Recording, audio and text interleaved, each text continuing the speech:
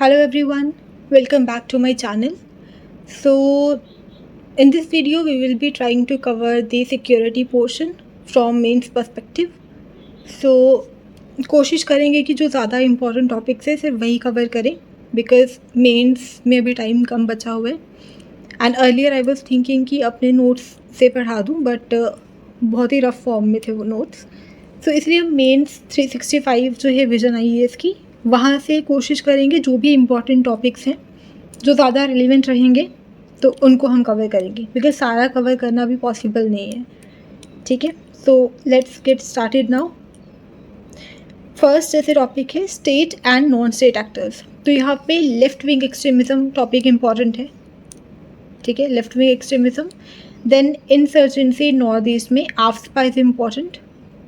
And बाकी ये different peace accords हैं, सीज फायर एग्रीमेंट्स हैं, इन पे हम ज़्यादा फोकस नहीं करेंगे. तो इस पर्टिकुलर हेड से हम ये दो टॉपिक्स कवर करेंगे, आफ्सपा, नॉर्थ ईस्ट में इंसर्जेंसी एंड LWE. ठीक है, और इसके साथ साथ मणिपुर का इशू काफ़ी ज़्यादा अभी न्यूज़ में था तो उसके लिए अलग से एक वीडियो मैंने डाल रखा है ऑलरेडी चैनल पे, तो आप वो जाके चेक कर सकते हैं. ठीक है, सो देखते हैं अभी.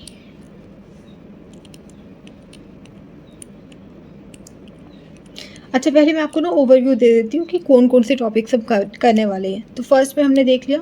सेकंड जो है थ्रेट्स टू इंटरनल सिक्योरिटी. तो इसमें मीडिया एंड सोशल मीडिया ये अलग से एक टॉपिक है हमारे सिलेबस में, तो इस पर फोकस करेंगे. साइबर सिक्योरिटी इस पर फोकस करेंगे, इम्पॉर्टेंट है. क्रिटिकल इंफ्रास्ट्रक्चर क्या है, क्रिटिकल इंफॉर्मेशन इंफ्रास्ट्रक्चर, इसका थोड़ा एक बेसिक्स जो है वो देख लेंगे. देन मनी लॉन्ड्रिंग, ये भी एक अलग से सिलेबस में टॉपिक है. तो मनी लॉन्ड्रिंग क्या है, क्यों होती है, क्या क्या इसमें स्टेप्स होते हैं. अमेंडमेंट हुई है अभी PMLA रूल्स 2005 में, 2023 में ही अमेंडमेंट हुई है तो वो देखना ज़रूरी है.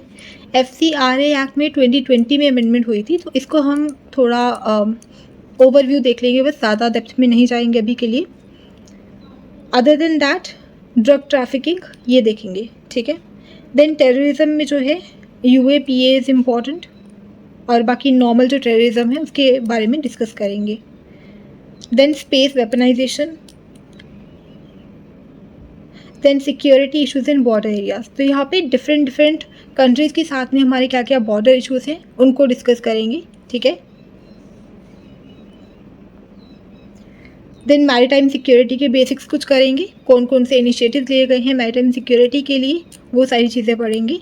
देन सिक्योरिटी फोर्सेस कौन कौन सी हैं इंडिया में, तो बस इनके बारे में पढ़ेंगे, कुछ बेसिक चीज़ें पढ़ेंगे. ठीक है, एंड डिफेंस इंडिजनाइजेशन ये भी काफ़ी न्यूज़ में रहा था, लास्ट 1-2 साल से काफ़ी न्यूज़ में है, इस पे फोकस करेंगे.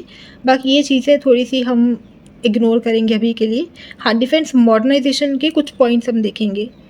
Then technology and border management, इसके कुछ पॉइंट्स देखेंगे कि आपको अगर मेंस पे 5-6 पॉइंट लिखने पड़े तो आप यहाँ से लिख सकते हैं. ठीक है, then theatrisation of armed forces ये करेंगे. Chief of defence staff, Agnipath scheme and integrated battle groups, इनको हम जस्ट 5-6 पॉइंट इनके देखेंगे कि ठीक है आप 1-1.5 पेज का आंसर एक बना सको इसके लिए. देन बाकी ये जो चीज़ें हैं FATF, ये सारी चीज़ें जो है ये थोड़ा प्रीलिम्स पर्सपेक्टिव से है, तो आई थिंक अगर आपने ये प्रीलिम्स में पढ़ा है तो दैट इज़ इनफ, उससे ज़्यादा कुछ करने की ज़रूरत नहीं है, ये हम स्किप करेंगे पार्ट. ठीक है, देन ये न्यूक्लियर डिसआर्मामेंट में पोखरान न्यूक्लियर टेस्ट को 25 ईयर्स हो गए हैं, इसको देखेंगे. न्यूक्लियर डिसआर्मामेंट क्यों ज़रूरी है, क्या इसका करंट स्टेटस है, वो सब देखेंगे. एंड देन ये NPT ट्रीटी एंड वासेना एग्रीमेंट, इसके कुछ बेसिक्स देखेंगे, ज़्यादा डेप्थ में नहीं जाएंगे. ठीक है, एंड दैट्स इट, इतना ही करेंगे. सो स्टार्ट करते हैं अभी. तो फर्स्ट टॉपिक है लेफ्ट विंग एक्सट्रीमिज़म. इसको नक्सलिज्म भी कहते हैं या माओइज्म भी कहते हैं. आर्म्ड इंसर्जेंसी है अगेंस्ट स्टेट, यही डेफिनेशन अगर आएगा, armed insurgency against the state motivated by radical leftist और माओइस्ट आइडियोलॉजीज. ठीक है, स्टेट के अगेंस्ट ही ये आर्म्ड इंसर्जेंसी कर देते हैं. 1967 में स्टार्ट हुआ था, नक्सलबारी विलेज से वेस्ट बंगाल में, बाय CPI मार्क्सिस्ट. ठीक है, communist party of India Marxist. India की रेड कॉरिडोर एरिया में ऑपरेट करता है नक्सलिज्म. रेड कॉरिडोर में कौन कौन सी स्टेट्स आती हैं, तो छत्तीसगढ़, झारखंड, उड़ीसा, बिहार, वेस्ट बंगाल, आंध्रा, ये सारी स्टेट्स जो है वो यहाँ पे आती हैं। और आप डेटा भी कोट कर सकते हैं, लिखते हैं कि मिनिस्ट्री ऑफ होम अफेयर्स के अकॉर्डिंग ये पर्टिकुलर डेटा है। तो क्या डेटा है? Incidents of left wing extremism violence ये कम हुआ है बाय 76% 2010 से लेके 2022 तक। तो अगर पॉजिटिव पिक्चर दिखानी हो तो MHA का ये डेटा कोट कर सकते हैं। And also number of LWE affected districts जो हैं वो भी कम हुई है फ्रॉम 35 to 25, ठीक है, in the last 3 to 4 years. Now we will see the factors responsible for rise of Naxalism. So ये मैं ना मिक्स कर रही हूँ दो PDFs को, एक तो विजन IAS का PT 360 mains 365 and only IAS का जो मटेरियल है मेंस का, उनको मैं कंपाइल कर रही हूँ ताकि थोड़ा आपको बेटर कंटेंट मिल सके, ठीक है। तो यहाँ पे फैक्टर्स जो है ज़्यादा अच्छे से दिए थे। पॉलिटिकल फैक्टर्स हैं, economic factors, environmental degradation, lack of basic facilities, governance deficit, jal jangal and ज़मीन, ठीक है। इसमें से कुछ आप कोट कर सकते हैं चीज़ें, जैसे पॉलिटिकल फैक्टर्स में nature and apathy of political system towards tribals, एक ये फैक्टर है। Then inability of political authority of India to provide avenues for structural upliftment to the deprived sections, ठीक है। पॉलिटिकल पार्टिसिपेशन जो है उसकी कमी है। तो ये सब पॉलिटिकल फैक्टर्स हुए। इकोनॉमिक फैक्टर्स क्या हो गए? इनइक्वालिटी है, पॉवर्टी है, अंडर डेवलपमेंट है। ये वाला इंपॉर्टेंट पॉइंट है, ये कोट करना चाहिए। Entry of mining companies in tribal areas and forest posing threat to their livelihood, ठीक है। तो उनके लाइवलीहुड छीना जा रहा है उसकी वजह से। एंड मोर ओवर लाइवलीहुड छीनने के बाद उनको मतलब डिस्प्लेस कर दिया वहाँ से, और कोई डिफरेंट अपॉर्चुनिटीज़ भी प्रोवाइड नहीं की गई उनके जॉब्स के लिए, ठीक है। Indigenous tribal population they are being deprived of their lands, अपने ट्रेडिशनल सोर्स ऑफ लाइवलीहुड से उनको डिप्राइव किया जा रहा है। And benefits of resource exploitation वो भी उनको पास ऑन नहीं किए जा रहे हैं, ठीक है। इकोनॉमिक फैक्टर्स आप यहाँ से लिख सकते हैं, ये अच्छे दिए हुए हैं। बाकी इन्वायरमेंटल डिग्रेडेशन हो रहा है, ठीक है, उनके लैंड वाटर रिसोर्सेज का because of mining and industrial activities. Basic facilities like education, freedom, sanitation, food नहीं है।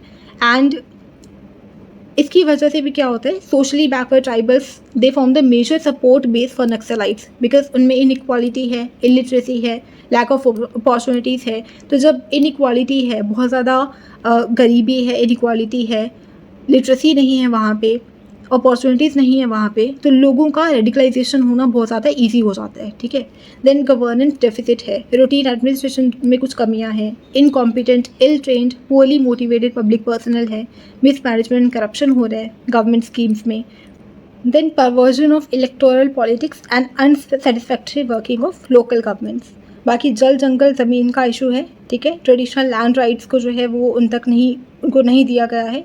Encroachment and occupation of government and community lands हो रहा है without any compensation and rehabilitation. Land acquisition किया जा रहा है and age old tribal forest relationship जो है उसको ख़राब किया जा रहा है, ठीक है। ये कुछ कॉजेज़ हो गए।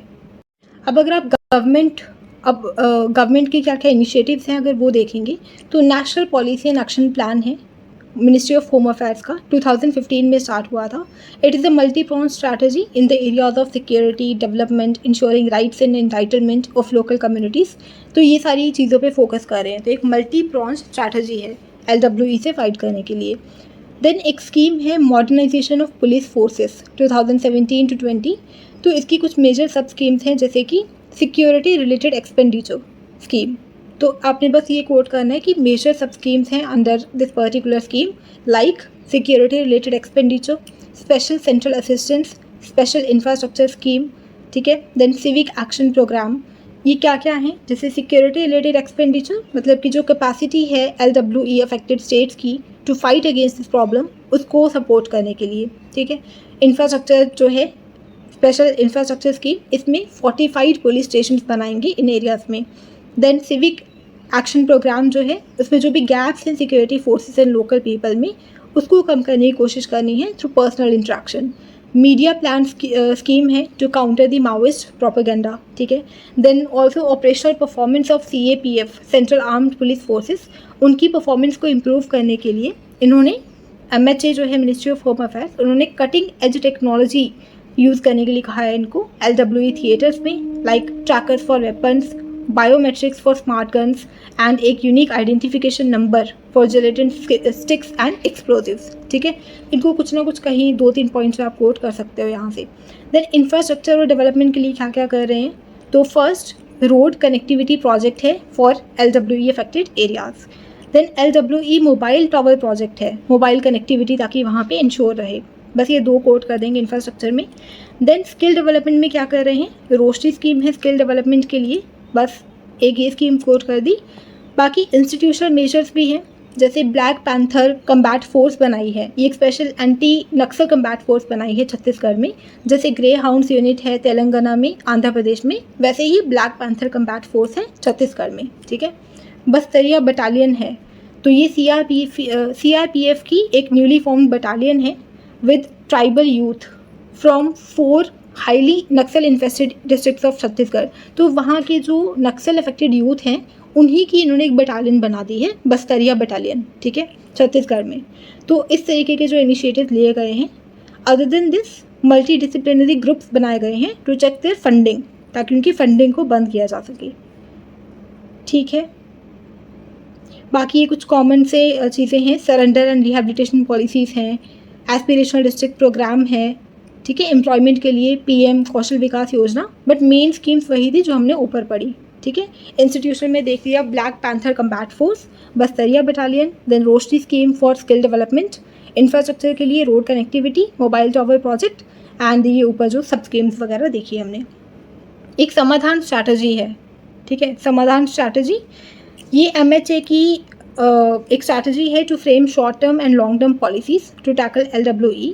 इसमें आता है smart leadership, A for aggressive strategy, then motivation and training, A for actionable intelligence, D for dashboard based KPIs that is key performance indicators and key result areas, then H से होता है harnessing technology, A for action plan for each theatre and no for no access to financing.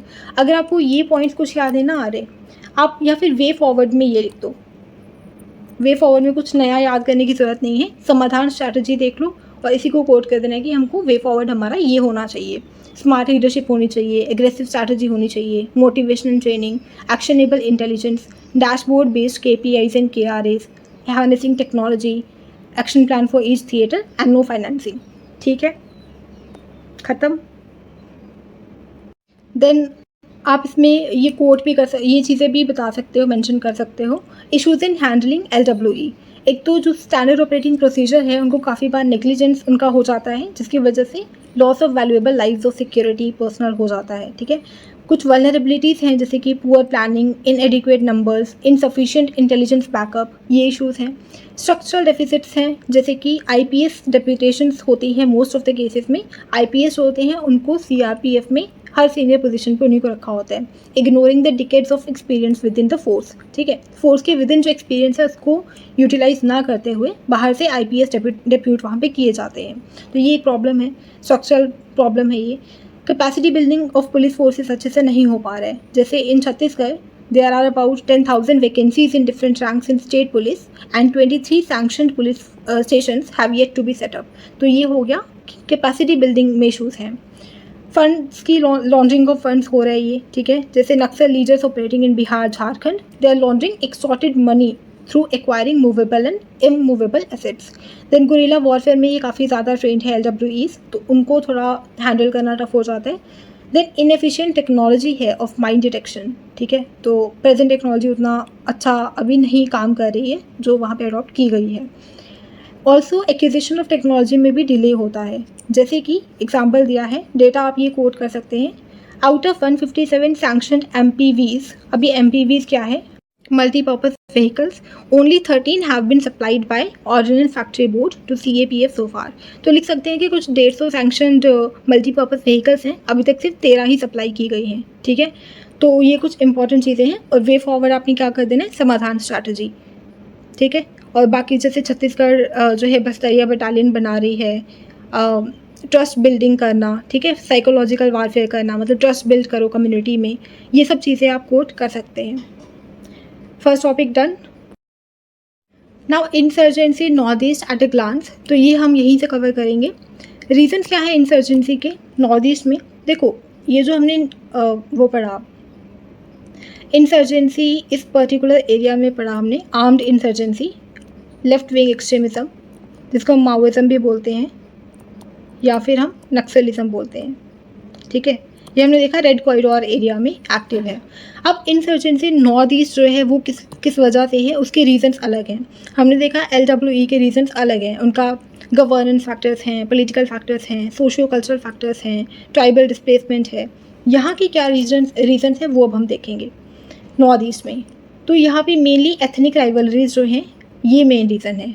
Large scale migration होना और ethnic rivalries होना with the neighbouring tribes, ठीक है।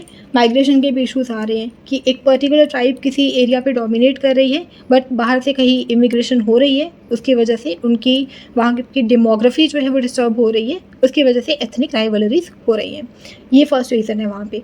Then poor connectivity, आप जानते हैं कि नॉर्थ ईस्ट में जो है एक पतली सी एक सिलीगुड़ी कॉरिडोर है बस नॉर्थ ईस्ट को एक्सेस करने के लिए, अदरवाइज वहाँ पे कनेक्टिविटी काफ़ी पुअर है एंड ऑल्सो लिमिटेड इंफ्रास्ट्रक्चर है। तो because of that lack of opportunities create हो रही हैं एंड दो लिटरेसी ज़्यादा है बट अपॉर्चुनिटीज़ कम है। तो ये एक प्रॉब्लम है इंसर्जेंसी की, मतलब जॉब्स नहीं है, कनेक्टिविटी नहीं है, इंफ्रास्ट्रक्चर नहीं है। Then informal governance and economy due to governance deficit, porous international borders हैं एंड पोरस बॉर्डर्स होने की वजह से इलीगल माइग्रेशन हो रही है, ठीक है, नॉर्थ ईस्ट की तरफ from the other countries, as well as जो कभी कभी इंसर्जेंट्स हैं, इंसर्जेंट ग्रुप्स हैं, वो भी वहाँ से एंटर कर जाते हैं। ऑल्सो सेंस ऑफ एलियनेशन है फ्रॉम द मेन स्ट्रीम, क्योंकि बिल्कुल एक सिलीगुड़ी कॉरिडोर ही एक कनेक्टिविटी का प्रोसेस एक ज़रिया है, तो वहाँ पे मेन स्ट्रीम से काफ़ी ज़्यादा वो एलियनेट है एंड ऑल्सो कनेक्टिविटी नहीं है वहाँ पे, उस लेवल का अपॉर्चुनिटीज़ नहीं है ये। और ऑल्सो वहाँ पे प्रेजेंस ऑफ सिक्योरिटी फोर्सेस काफ़ी ज़्यादा है, आफ्पा वगैरह वहाँ पे इम्पोज किया गया है जैसे, तो वहाँ पे सेंस ऑफ एलियनेशन होता है। अब सिग्निफिकेंस क्या है of maintaining peace in north east? Firstly national security का इशू है, as the larger section of the border of north east वो इंटरनेशनल है, ठीक है। तो आपको पता है कि जैसे नॉर्थ ईस्ट का पार्ट है वो हर जगह से जो है वो घिरा हुआ है इंटरनेशनल बॉर्डर से, तो वो नेशनल सिक्योरिटी के लिए इंपॉर्टेंट है, स्ट्रैटेजिक लोकेशन है वो एक। Then strengthen cross border relationship, तो अगर हमको अपने साउथ ईस्ट एशिया के जो रीजन्स हैं उनके साथ, उन कंट्रीज़ के साथ अच्छे रिलेशनशिप करने हैं तो नॉर्थ ईस्ट में जो है हमारा स्टेबिलिटी होना ज़रूरी है। इकोनॉमिक सिग्निफिकेंस है, तो रिच नेचुरल रिसोर्सेज है वहाँ पे, जैसे ऑयल एंड गैस है, हाइड्रो पावर पोटेंशियल काफ़ी अच्छा है, फॉरेस्ट बेस्ड प्रोडक्ट्स हैं वहाँ पे, टूरिज़्म पोटेंशियल, एक्सपोर्ट पोटेंशियल इसके लिए भी इम्पॉर्टेंट है एंड नेशनल इंटीग्रेशन के लिए भी। तो harmony within the north east can help create a role model for national integration across the country. तो ये 4 पॉइंट्स इनफ हैं।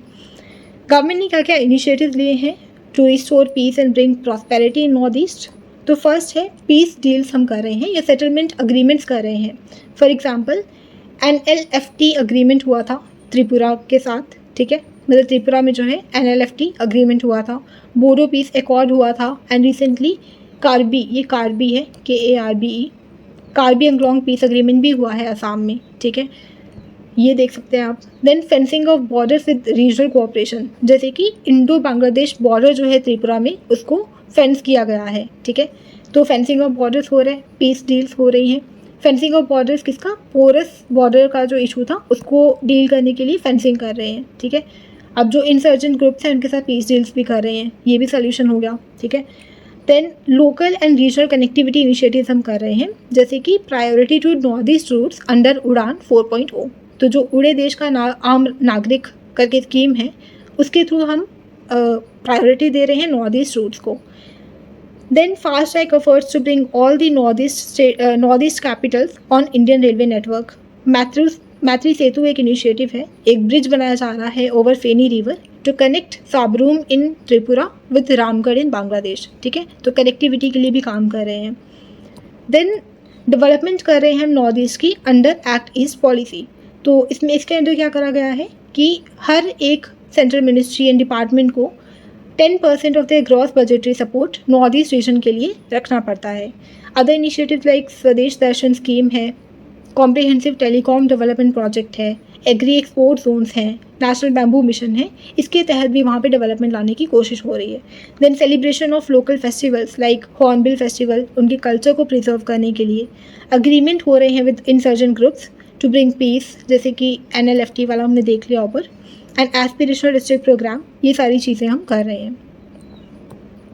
अब चैलेंजेस क्या हैं? ठीक है, इनिशिएटिव्स तो लिए गए हैं कुछ, but still there are certain challenges to the peace and prosperity of north east reason.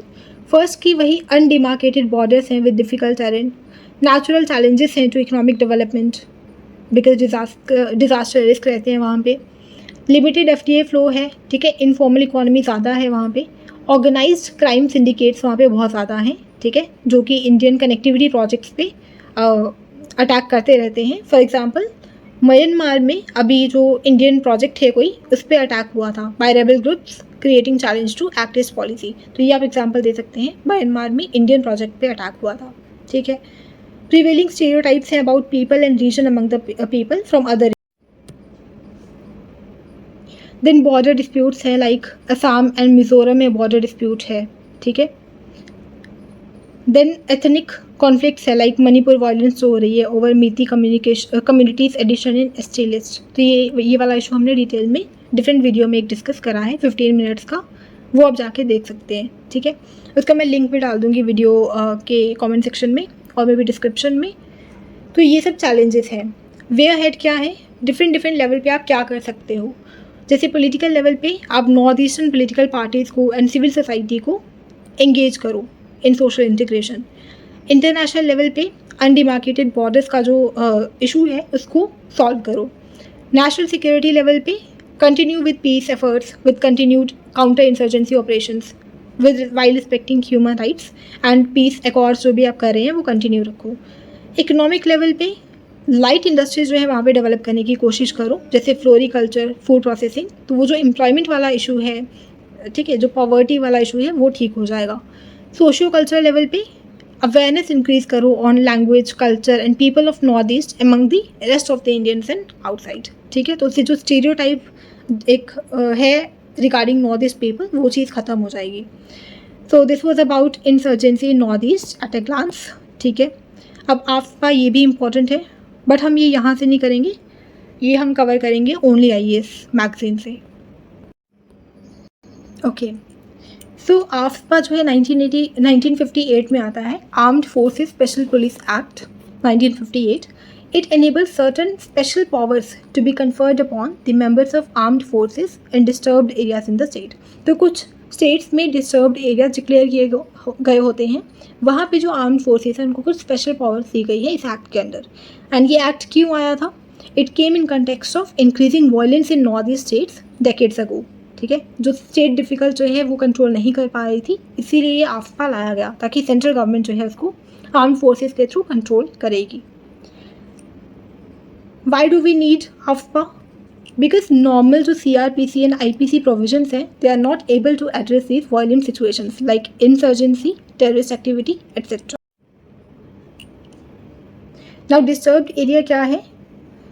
Disturbed area उसको कहा जाएगा जहाँ पे डिफरेंसेस या डिस्प्यूट हो रहे हैं between the members of different religions, racial people या फिर language, regional groups, different in groups में, एथनिक ग्रुप्स में, रेशियल ग्रुप्स में, डिफरेंट कम्युनिटीज़ के ग्रुप में जो है अगर डिस्प्यूट्स हो रहे हैं तो उस एरिया को डिक्लेयर कर सकते हैं by notification under section 3 of AFSPA act, ठीक है। डिस्टर्ब्ड एरिया सेक्शन 3 में डिक्लेयर किया जाता है। अब पावर किसके पास है to declare area as disturbed area? तो गवर्नर ऑफ द स्टेट या एडमिनिस्ट्रेटर, अगर UT है तो एडमिनिस्ट्रेटर या सेंट्रल गवर्नमेंट, तीनों जो है वो डिस्टर्ब्ड एरिया कर सकते हैं डिक्लेयर, ठीक है। अच्छा, अब स्पेशल फोर्सेस, ये जो आर्म्ड फोर्सेस हैं इनकी स्पेशल पावर्स क्या दी गई हैं? तो फर्स्ट ये है, any commissioned officer, warrant officer और नॉन कमीशन्ड ऑफिसर, कोई भी ये पर्सन जो है of equivalent rank, after giving due warning fire कर सकते हैं, ठीक है। फायर कर सकते हैं, ये फोर्स यूज़ कर सकते हैं even to the causing of death against any person who is acting in contravention of any law और order for the time being in force. मतलब कि जिस टाइम के लिए उसको डिस्टर्ब्ड एरिया, एक पर्टिकुलर एरिया को कहा गया है, तो वहाँ पे अगर कोई भी किसी ऑर्डर को या लॉ को कॉन्ट्रावीन करता है तो उनके ऊपर वो फोर्स या फायर यूज़ कर सकते हैं। इवन अगर डेथ भी हो गई तो that will be justified here, ये बोला गया है। देन अरेस्ट विदाउट वारंट कर सकते हैं, एंड उसके लिए फोर्स भी यूज़ कर सकते हैं। डिस्ट्रॉय कर सकते हैं एनी आर्म्ड डंप या destroying the fortified position and shelter. Enter and search कर सकते हैं the premises over the suspicion without warrant. तो ये सारी जो पावर है वो दी गई है। बट इसमें कुछ सेफगार्ड्स भी हैं, जैसे कि arrested persons to be made over to the police. तो कोई भी पर्सन है उसको हैंड ओवर करना पड़ता है, जिसको भी आपने अरेस्ट किया विदाउट वारंट या कैसे भी, उसको हैंड ओवर करना है to the officer in charge of the nearest police station with the least possible delay. And आपको एक रिपोर्ट भी देनी होगी कि सर्कमस्टांसेस ऑफ अरेस्ट क्या थे, क्यों आपने उसको अरेस्ट किया। Second thing, protection to persons acting under the act. तो जो आर्म्ड फोर्सेस हैं उनको भी प्रोटेक्शन दी गई है, जैसे नो प्रोसिक्यूशन, सूट और other legal proceeding shall be instituted except with the previous sanction of central government. अगर कोई भी पर्सन है, कोई भी आर्म्ड पर्सन है, तो उनके अगेंस्ट आप कुछ भी लीगल प्रोसीडिंग वगैरह स्टार्ट नहीं कर सकते अनलेस आपने प्रीवियस सैंक्शन ली हो सेंट्रल गवर्नमेंट से। तो ये सब चीज़ें हैं। एंड करंटली अगर आप देखते हो, हाफपा is in effect in parts of Nagaland, Assam, Manipur and Arunachal Pradesh and Jammu and Kashmir में भी है, ठीक है।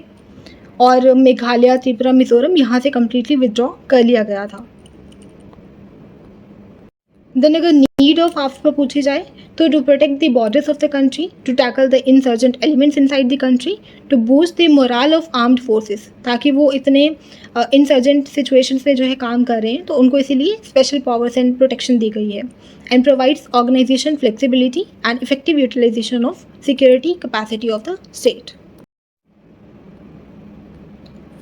अब जैसे यहाँ पे दिया गया है कि आर्ग्यूमेंट्स इन फेवर ऑफ हाफपा, तो वही जो हमने वहाँ पे पढ़ा, विजन में पढ़ा अभी। एक सेकेंड, ये सभी थे आर्ग्यूमेंट्स इन फेवर ऑफ हाफपा, ठीक है, इन्हीं को आप लिख सकते हो। Now arguments in favour of हाफपा क्या होगा? It provides more power to armed forces to perform their duties to restore the normal situation. जो हमने ऊपर पढ़ी चीज़ें, जैसे CRPC, IPC जो है वो लिमिटेड पावर देती है to deal with the violent situation, ठीक है। इफेक्टिव फंक्शनिंग के लिए अ सेंस ऑफ सिक्योरिटी होना ज़रूरी है आर्म्ड फोर्सेस में, ताकि वो इफेक्टिवली वहाँ पे वर्क कर सके। सिक्योरिटी ऑफ नेशन के लिए इंपॉर्टेंट है, protection of members of armed forces के लिए इंपॉर्टेंट है, ठीक है, because they constantly have to face threat to their lives. Then but arguments against क्या हैं? आर्ग्यूमेंट्स अगेंस्ट हाफपा, फर्स्टली मिसयूज़ ऑफ प्रोविजंस होता है, जैसे फेक एनकाउंटर्स होते हैं, एक्स्ट्रा जुडिशियल किलिंग्स होती हैं। देन हाफपा is described as draconian, repressive, colonial and archaic law in Indian democracy. It is a license to kill given to armed forces. It can be seen as a violation of other constitutional rights like prevention against arrest and detention, right to privacy, सबके against है ये। Abolition of AFPA will bring down the feeling of alienation in the people of Northeast, ठीक है, and particular states. Then वही human rights का violation है, natural justice का violation है, अब्यूज़ ऑफ पावर है, ठीक है। Threat to justiciable fundamental rights है, जैसे सस्पेंशन ऑफ फंडामेंटल राइट्स हो जाता है, it weakens the democracy. Then वही ह्यूमन राइट वायलेशन हो गया, diminishing the credibility of democracy and ineffectiveness. तो ये आप लिख सकते हैं कि critics argue that this act has failed in its objective of restoring normalcy although it has been in existence for about 50 years. तब भी ये नॉर्मलसी नहीं ला सका, तो मतलब ये इनइफेक्टिव है, ठीक है। तो ये चीज़ें हैं। अब आप कुछ इम्पॉर्टेंट कमेटीज देखोगे कि इन्होंने आर्ग्यूमेंट्स क्या दी हैं। फॉर एग्जांपल जीवन रेड्डी कमेटी है, जीवन रेड्डी कमेटी आप कोट कर सकते हैं। तो जीवन रेड्डी कमेटी ने रेकमेंड करा था कि इसको एबॉलिश कर दिया जाए, ठीक है। तो जीवन रेड्डी कमेटी ने कहा था एबॉलिश कर दें and instead of AFPA some comprehensive arrangement should be made under unlawful activities prevention act. तो UAPA एक्ट जो है उसी के अंडर इसमें प्रोविजंस ऐड कर दो, ठीक है, AFPA को एबॉलिश कर दो, ये कहा था, ठीक है। And only commission officers can use the force if he और शी फील्स नेसेसरी। ऐसा नहीं है कि हर कोई जो है नॉन कमीशन ऑफिसर्स जो है वो भी फोर्स यूज़ करें, only commission officer will have the power to use force and that too when it's very necessary. और हर एक डिस्ट्रिक्ट में ग्रीवांसेस सेल होनी चाहिए where these forces are deployed, ठीक है, जो कि इनकॉम्पिटेंट, जो इंडिपेंडेंट एंड कॉम्पिटेंट होनी चाहिए to inquire into the violation of rights. तो ये सब रेकमेंड करा था जीवन रेड्डी कमेटी ने। Then justice Santosh Hegde committee है, तो जीवन रेड्डी एंड सेकंड क्या है, हेगड़े कमेटी। तो इन्होंने कहा था कि ये जो मणिपुर में जो फेक एनकाउंटर्स हो रहे हैं इनके लिए उन्होंने कहा था कि it is a symbol of operation. तो आफ्पा को सिंबल ऑफ ऑपरेशन एक तरह का कहा गया। देन जस्टिस वर्मा कमेटी है, इन्होंने ये देखा था कि वहाँ पे जो वुमेन के अगेंस्ट क्राइम्स हो रहे हैं इन कन्फ्लिक्ट एरियाज, तो उन्होंने कहा कि आफ्पा लेजिटिमाइजेस इम्प्यूनिटी फॉर सेक्शुअल वायलेंस। जैसे एक कोई ये इंसिडेंट है, कुनान पोशपोरा इंसिडेंट, अगर याद नहीं भी रहता है तो आप ठीक है स्किप कर सकते हैं। बट जस्टिस हेगड़े कमेटी हो गई, ठीक है, रेड्डी कमेटी हो गई अपनी, एंड एक सेकेंड ARC रिपोर्ट आप कोट कर सकते हैं, इन्होंने भी कहा था कि रिपील कर दिया जाए। तो आपने लिखना कि ये 2 कमेटीज़ कहती है रिपील कर दो, थर्ड ने भी कहा था कि सिंबल ऑफ ऑपरेशन है, फोर्थ ने कहा था कि सेक्सुअल वायलेंस को लेजिटिमाइज कर देता है ये उस टाइप का। देन रोल ऑफ जुडिशरी क्या है, तो जुडिशरी ने भी कुछ चीज़ें कही है इसके लिए। तो जुडिशरी ने कॉन्स्टिट्यूशनलिटी ऑफ आफ्पा को 1998 जजमेंट में अपहोल्ड किया था, ठीक है। Naga people's movement of human rights versus union of India, इस केस में उन्होंने अपहोल्ड किया था कि ठीक है ये कॉन्स्टिट्यूशनल है लॉ। हाउएवर उन्होंने कुछ कंक्लूजन्स दिए थे, जैसे a suo motu declaration can be made by central government, however it is decidable that state government should be consulted before making the declaration. तो मतलब किसी को अगर आपने डिस्टर्ब्ड एरिया डिक्लेयर करना है तो ये इन सब में आप स्टेट गवर्नमेंट से भी कंसल्ट करेंगे। देन सेकेंड चीज़ जो आपने याद रखनी है कि इन्होंने कहा कि डिक्लेरेशन जो भी आप करेंगे कि डिस्टर्ब्ड एरियाज को डिक्लेयर कर दिया, एक तो स्टेट गवर्नमेंट को कंसल्ट करना है, दूसरा वो लिमिटेड ड्यूरेशन के लिए होना चाहिए, ठीक है, एंड लिमिटेड पीरियड में होना चाहिए। आप ये भी कर सकते हो कि वहाँ पे प्रिंसिपल ऑफ प्रोपोर्शनैलिटी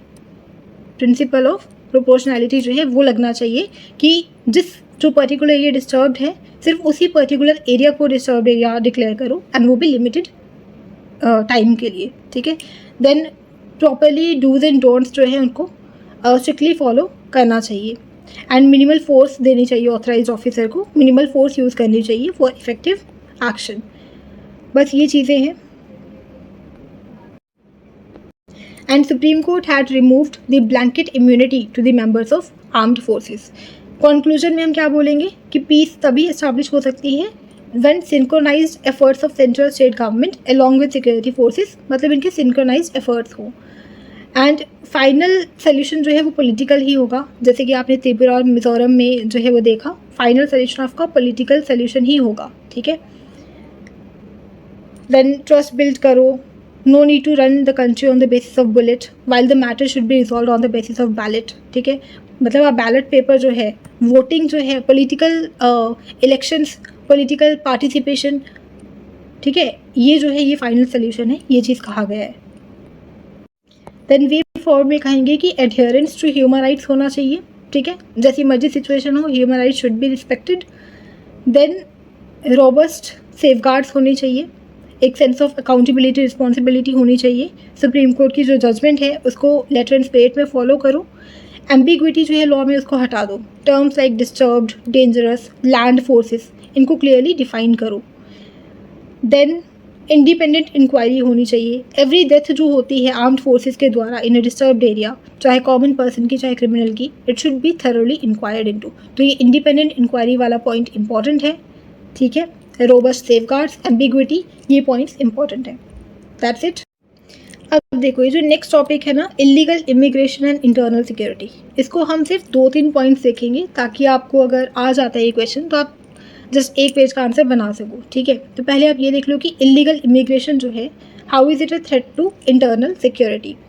पहले तो नेशनल सिक्योरिटी को थ्रेट है, बिकॉज जो इलीगल माइग्रेंट्स हैं उसमें मिलिटेंट्स भी मिक्स होके आ जाती है, स्पेशली जैसे NSCN-K, उल्फा, ये सब जो टेररिस्ट एक्टिविटीज़ करते हैं ये ग्रुप्स, इनके भी मेंबर्स वहाँ पे आ जाते हैं इलीगल माइग्रेशन के थ्रू। देन ह्यूमन ट्रैफिकिंग हो जाती है, तो trafficking of woman, human smuggling, ये बॉर्डर्स पे हो रही है। देन और आप कह सकते हैं कि फाइनेंशियल बर्डन गवर्नमेंट का इंक्रीज़ हो जाता है, because expenditure on education, health for immigrants वो बढ़ जाता है। इलीगल वोटर्स आ जाते हैं, ठीक है। तो जब वोटर्स इलीगल आ जाते हैं, खुद को सिटीजन्स क्लेम करते हैं, तो मतलब उनका जो पॉलिटिकल पावर है वो एक तरह का बढ़ेगा। क्राइसिस ऑफ आइडेंटिटी हो जाता है, जब इन्फ्लक्स ऑफ इमिग्रेंट्स होता है, it creates a crisis of identity for indigenous people of the region. Environmental degradation भी होता है, ठीक है। और रिसोर्स यूटिलाइजेशन में भी कॉन्फ्लिक्ट फिर जनरेट हो जाता है। तो ये सारे कुछ 2-3 पॉइंट्स आप लिख सकते हैं। वे फॉरवर्ड क्या हो सकता है? Fencing border, unique identity cards होने चाहिए, ठीक है, for the border land people. Then diplomatic effort होना चाहिए कि इलीगल माइग्रेशन ना हो, ठीक है, नेबरिंग कंट्रीज़ के साथ कुछ जो है अग्रीमेंट्स किए जाने चाहिए। इफेक्टिव होलिस्टिक रेफ्यूजी पॉलिसी होनी चाहिए for management of such immigration. Regional forums का यूज़ करो इसके लिए, लाइक बिम्स्टेक, तो इनको आप यूज़ करो to discuss issues like illegal migration, ठीक है। Then better management of borders होनी चाहिए, तो border guards like BSF, ITBP इनको स्ट्रेंथन करना चाहिए। And second line of defence create करनी चाहिए स्टेट गवर्नमेंट को through state police force. Then अगर कुछ हम देखें इलीगल माइग्रेशन को टैकल करने के लिए कौन कौन से लॉज हैं, तो फॉरेनर्स एक्ट है 1946 का, जो सेंट्रल गवर्नमेंट को पावर देता है to deport the illegal foreign nationals, ठीक है। इसमें आई थिंक कुछ अमेंडमेंट हुई थी एंड DM को भी पावर दी गई थी, ये इसका आपको देखना पड़ेगा एक बार। देन पासपोर्ट एक्ट है 1920 का, passport entry into India act 1920, तो यहाँ पे स्टेट गवर्नमेंट को पावर है to remove illegal foreigner by force.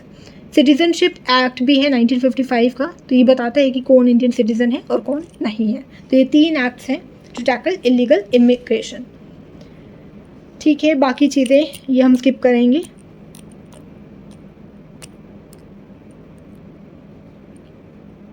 ठीक है, नेक्स्ट आपका आता है topic threats to internal security में टेक्नोलॉजी एंड इंटरनल सिक्योरिटी। तो सोशल मीडिया किस तरीके से जो है एक थ्रेट है इंटरनल सिक्योरिटी को, वो चीज़ बता रहे हैं। तो मीडिया क्या है? It describes all the channels of communication.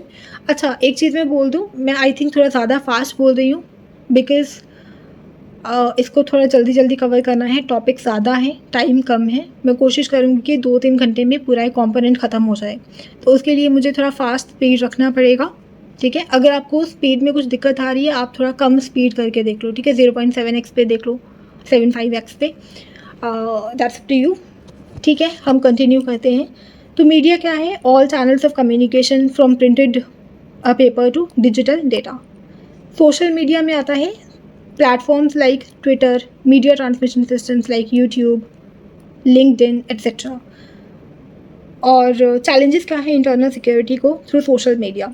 First, rise in rate of communal violence because of fake news और फेक वीडियोज़ जो कि शेयर होती है सोशल मीडिया पे, फॉर एग्जांपल मॉब लिंचिंग्स और अटैक्स ऑन माइग्रेंट पॉपुलेशन। तो fake news या fake videos की वजह से कम्युनल वायलेंस हो रही है, जैसे मॉब लिंचिंग्स वगैरह हुई थी। एंटी नेशनल ग्रुप्स, ठीक है, या कुछ elements like some YouTube channels जो कि पाकिस्तान से ऑपरेट कर रहे हैं, वो डिस इन्फॉर्मेशन और फेक न्यूज़ जो है वो स्प्रेड करते हैं प्रोपेगेंडा अपना चलाने के लिए। देन टेररिस्ट ग्रुप्स जो हैं वो भी सोशल मीडिया को यूज़ कर सकते हैं to spread their propaganda material in Hindi और तमिल एट्सेट्रा। साइबर अटैक्स हो सकते हैं, ठीक है। तो जैसे social networks have become a great vector for trojans like mobile banking, जैसे सोवा एंड्रॉयड ट्रोजन था, ठीक है। डीप फेक्स जो है, तो AI और मशीन लर्निंग की वजह से डीप फेक्स बनना स्टार्ट हो गए हैं, जिसकी वजह से सीड्स ऑफ पोलराइजेशन हो सकते हैं, डिविजन हो सकती है सोसाइटी में, डिसेंट को सप्रेस करने का काम कर सकते हैं ये। डेटा कोलोनाइजेशन हो रहा है by the big social media global corporations, जो कि इंडिया के अगेंस्ट मैनिपुलेट किया जा सकता है, ठीक है। सारा डेटा जो है वही लोग स्टोर करते हैं। Then criminal activity and money laundering, ये भी हो रही है सोशल मीडिया प्लेटफॉर्म्स के थ्रू। एंड वर्चुअल कम्युनिटी जो है, it is a means of attacking potential members and followers like lone wolf attackers. वही जो ऑनलाइन रेडिकलाइजेशन होता है टेररिज्म की तरफ, वो बताना चाह रही है। तो ये सब हो गया communal violence because of fake news, example they the mob lynching. Second, anti national groups जो हैं वो यूट्यूब वगैरह से अपना फेक न्यूज़ स्प्रेड करते हैं। टेररिस्ट ग्रुप्स जो हैं वो भी यूज़ करते हैं इनको। साइबर अटैक्स हो रहे हैं, डीप फेक्स हो रहे हैं, डेटा कोलोनाइजेशन हो रहा है, criminal activities and money laundering होती है, एंड रेडिकलाइजेशन होता है। इंडिया ने क्या क्या स्टेप्स लिए हैं इसके लिए? तो intermediary guidelines and digital media ethics code एक लाया गया था, code amendment rules 2023। It established PIB's fact checking unit. तो फैक्ट चेकिंग यूनिट जो है वो चेक करता है कि कोई न्यूज़ जो है वो एक्चुअल में फैक्चुअली करेक्ट है कि रॉन्ग है वो, ठीक है। तो फेक न्यूज़ को एड्रेस करने के लिए ये है intermediary guidelines and digital media ethics code amendment rules 2023, important. Then Delhi declaration of UNSC counter terrorism committee, तो इसने बताया था कि कैसे ये साइबर स्पेस की वजह से या आईसीटी, सोशल मीडिया, इनकी वजह से कुछ टेररिज्म जो है वो बढ़ रहा है, ठीक है। तो Delhi declaration of UNSC counter terrorism committee. Then anti national YouTube channels जो है उनको बैन किया था रिसेंटली पीआईबी ने। देन कुछ एग्जिस्टिंग इंफ्रास्ट्रक्चर जो है उसको स्ट्रेंथन करने के लिए जैसे ई सर्विलियंस प्रोजेक्ट्स हैं, नाटग्रिड, सर्ट इन, काउंटर, ये सब हम देखेंगे। चलो अभी central emergency response team India की जो है, तो ये सारे इनकी फुल फॉर्म हम देखेंगे आगे, डोंट वरी। तो नाटग्रिड हो गया, सर्टिन हो गया, सेंट्रल मॉनिटरिंग सिस्टम है CMS, internet spy system network and traffic analysis system Netra, national critical information infrastructure protection centre of India. तो ये सारे तो याद नहीं रहेंगे, जो इजी आपको लगते हैं ये अपनी तरफ से चूज़ करके इसको याद कर लो। नेत्रा है, NCIPC है, ठीक है, national critical information infrastructure protection centre, NATGRID, CERT In है, ठीक है, ये आप कर सकते हैं। सेंट्रल मॉनिटरिंग सिस्टम है। वे फॉरवर्ड क्या हुआ? सो कोऑर्डिनेशन होना चाहिए अमंग द स्टेक होल्डर्स, जैसे private sector, government, civil society. Behaviour of citizens जो है वो चेंज करना चाहिए towards fake news and developing the attitude of fact checking before forwarding, this is important. Data localisation होना चाहिए to prevent data colonisation and misuse. Effective reporting mechanisms होने चाहिए, जैसे hotlines for various internal security threats, ठीक है। तो hotlines establish करो, data localisation करो, फैक्ट चेकिंग बिहेवियर होना चाहिए लोगों में। एक स्पेसिफिकली लॉ होना चाहिए to address the harms caused by misinformation, ठीक है। पॉलिसी होनी चाहिए कॉम्प्रिहेंसिव इसको डील करने के लिए, ये सब चीज़ें हैं। अब हम करते हैं साइबर सिक्योरिटी। साइबर सिक्योरिटी क्या है? It is the process of securing information और assets that are contained in cyberspace from unauthorized access, use, disclosure, disruption, modification और destruction। तो जो भी साइबर स्पेस में इंफॉर्मेशन है उसको इन सब चीज़ों से बचाने के लिए उस प्रोसेस को कहते हैं साइबर सिक्योरिटी। नीड क्या है? Because cyber security is linked with national security, ठीक है। जो साइबर स्पेस है उसको हम पब्लिक पॉलिसीज़ में काफ़ी यूज़ कर रहे हैं, ठीक है, to process and store sensitive and critical data. इसके लिए साइबर सिक्योरिटी ज़रूरी है। Cyber resilience for private sector वो भी चाहिए। देन सर्विस डिलीवरी जो है क्रिटिकल पब्लिक सर्विसेज की, जैसे रेलवेज, डिफेंस सिस्टम्स, बैंकिंग, इन सबको प्रोटेक्ट करने के लिए चाहिए। डिजिटलाइजेशन बढ़ रहा है, उसके लिए इंडिविजुअल्स जो हैं ज़्यादा वल्नरेबल हो रहे हैं टू साइबर क्राइम्स, जैसे ऑनलाइन बैंक फ्रॉड्स हो रहे हैं, ठीक है। Increasing role of advance technologies जैसे AI, मशीन लर्निंग। तो ऑब्वियसली हमको अपना साइबर स्पेस भी उतना ही सिक्योर और रिजिलियंट बनाने की ज़रूरत है।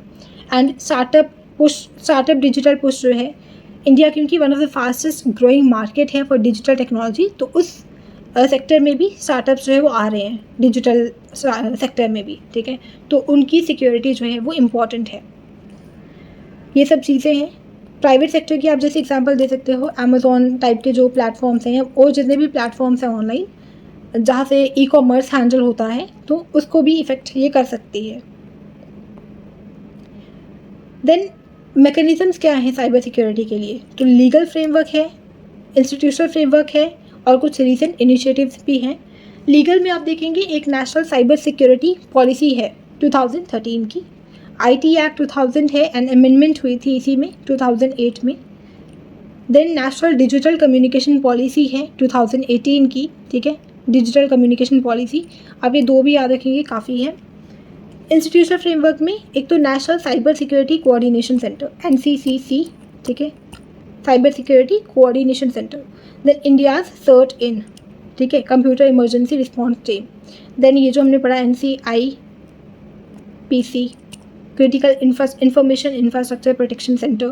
देन ये साइबर क्राइम कोऑर्डिनेशन सेंटर है, ठीक है, साइबर क्राइम कोऑर्डिनेशन सेंटर। ये आपने याद रखनी है। Cyber warrior police force to tackle internet crimes. तो जो भी इंटरनेट क्राइम्स हो रहे हैं, फ्रॉड्स हो रहे हैं, उसके लिए साइबर वॉरियर पुलिस फोर्स ये कोड करना है, इंपॉर्टेंट है। साइबर स्वच्छता केंद्र बनाया है, ठीक है, तो जो भी साइबर थ्रेट्स हैं उनको क्लीन करने के लिए, ठीक है, जो भी रैनसमवेयर वगैरह उनकी क्लीनिंग के लिए। देन और कौन कौन से इनिशिएटिव्स हैं, जैसे आप देखेंगे ऑपरेशन चक्र है by CBI against cyber enabled crime networks, ठीक है। बाकी साइबर सुरक्षित भारत है, ये एक अवेयरनेस स्प्रेड करने के लिए प्रोग्राम है मीटी का, अवेयरनेस अबाउट साइबर क्राइम। ये 2 भी काफ़ी है, ठीक है, बस इतना इनफ है आई थिंक। अब चैलेंजेस टू साइबर सिक्योरिटी क्या है? तो एक तो जोग्राफिकल कंस्ट्रेंट्स नहीं होते। साइबर सिक्योरिटी जो है पूरा इंटरनेशनली कोई बॉर्डर को नहीं मानता, कोई कुछ जोग्राफिकल कंस्ट्रेंट्स नहीं मानते, तो अटैकर्स जो है वो कहीं से भी अटैक कर सकते हैं, किसी भी कंट्री में बैठ के अटैक कर सकते हैं। तो ज्यूरिसडिक्शनल इश्यूज हो जाते हैं, हम फिर किस कंट्री में जाके जो है उस पर एक्शन लें, ठीक है, ज्यूरिसडिक्शनल इश्यूज आ जाते हैं। Lack of uniformity in devices use for internet access, तो हो सकता है कि एक बार उन्होंने कोई और डिवाइस यूज़ की, फ़ोन यूज़ किया, फिर कोई और फ़ोन यूज़ कर लिया, कोई और सिम यूज़ कर लिया, तो यूनिफॉर्मिटी नहीं रहती उनके डिवाइसेस में। देन रैपिडली इवॉल्विंग टेक्नोलॉजीज़ हैं, एंड जितनी ज़्यादा टेक्नोलॉजी एडवांस करेगी वैसे ही साइबर सिक्योरिटी थ्रेट्स जो हैं वो भी एडवांस करेंगे, ठीक है। तो उसको कोप अप करने के लिए इन्वेस्टमेंट रिक्वायर है। एक नेशनल लेवल कॉम्प्रिहेंसिव आर्किटेक्चर नहीं है साइबर सिक्योरिटी के लिए। लैक ऑफ अवेयरनेस है लोकल पुलिस में about provisions of legislative framework like IT act etcetera. Way forward क्या है? तो एक इन्फॉर्मेशन शेयरिंग और कोऑर्डिनेशन होना चाहिए डिफरेंट एजेंसीज में, जैसे DRDO, CERT-In, RAW, IB, इन सबको इन्फॉर्मेशन जो है आपस में शेयर करनी चाहिए, ठीक है। उससे हम जो भी थ्रेट है साइबर सिक्योरिटी का, उसके पीछे कौन अटैकर है, उसको हम पकड़ने में आसानी होगी। Then public private partnership model cyber security के लिए होना चाहिए to ensure protection of private sector critical infrastructure भी, ठीक है। Capacity building and skill development ज़रूरी है, बिकॉज साइबर स्पेस एक ऐसा स्पेस है जहाँ पे बहुत ही ज़्यादा स्किल्स की ज़रूरत है, ठीक है। आपको टेक्नोलॉजी हैंडल करनी है तो वहाँ पे कैपेसिटी बिल्डिंग चाहिए। लर्निंग फ्रॉम बेस्ट प्रैक्टिसेस, जैसे कि US का तालिन मैनुअल है, तो ये कोई US का तालिन मैनुअल है, आप कोट कर सकते हैं कि इसमें बेस्ट प्रैक्टिसेस दी गई है रिगार्डिंग साइबर सिक्योरिटी, तो उसको आप यूज़ कर सकते हैं, रेप्लिकेट कर सकते हैं। एंड डेटा लोकलाइजेशन इंपॉर्टेंट है फॉर बेटर साइबर सिक्योरिटी। अच्छा, साइबर सिक्योरिटी में आपको कुछ और भी मेजर्स देखने की ज़रूरत है। फॉर एग्जांपल, एक new cyber and information security division बनाई गई है, ठीक है, cyber and information security division, जो कि साइबर थ्रेट्स को टैकल करने की कोशिश करता है, child pornography and online stalking को। एंड अंडर दिस I4C जो है ना, Indian cyber crime coordination centre and cyber warrior police force, वो इसी के अंदर क्रिएट की गई है। Then other than this, defence cyber agency हमने कर लिया। हाँ, 3 साइबर फॉरेंसिक लेबॉर्ट्रीज़ बनाई गई हैं बेंगलुरु, पुणे एंड कोलकाता में, ठीक है। तो ये आपने याद रखना है, cyber forensic laboratories in association with NASSCOM. Then ये हमने कर लिया, CERT-In हमने कर लिया। On similar line for protection of critical sectors of economy, FinCERT जो है वो बनाया गया है फॉर फाइनेंशियल सेक्टर, ठीक है, ताकि फाइनेंशियल सेक्टर पे साइबर अटैक्स ना हो, उनको प्रिवेंट करने के लिए। Then other than this, cyber Surakshit Bharat initiative हमने देख लिया, स्वच्छता केंद्र देख लिया। देन ये स्ट्रैटेजी है एक national cyber security strategy, NIC जो है ये भी एक अटैच्ड ऑफिस है मीटी में, and this provides infrastructure to help support the delivery of IT services, और जो भी इनिशिएटिव्स हैं डिजिटल इंडिया की वो सब। लेजिस्लेटिव मेजर्स में हमने देखा IT एक्ट था। IT एक्ट जो है वो जितने भी इलेक्ट्रॉनिक डेटा इंटरचेंज हो रहा है for data access for cyber security, इन सब के लिए लीगल फ्रेमवर्क जो है क्रिएट करती है इनसाइड ट्रांजेक्शन्स के लिए, ठीक है। देन हाँ, साइबर सिक्योरिटी में आपको और भी कुछ चीज़ें देखने की ज़रूरत है। बुडापेस्ट कन्वेंशन आपने याद रखना है इंटरनेशनल कोऑपरेशन में। आप इसका ऐसे कर सकते हो, Indian initiatives, global initiatives. Indian में लेजिस्लेटिव देखा हमने, इंस्टीट्यूशनल देखा, ठीक है, इस तरीके से। और ग्लोबल में आप ये कोट कर सकते हैं जो भी हम पढ़ेंगे। तो first is Budapest convention on cyber crime 2001 का, इसको आपने करना है, जस्ट कोट कर देना है कि भाई ये वाली कन्वेंशन है, बट इसमें होता क्या है वो देख लेते हैं। It deals with issues like infringement of copyright, computer related fraud, child pornography, violations of network security.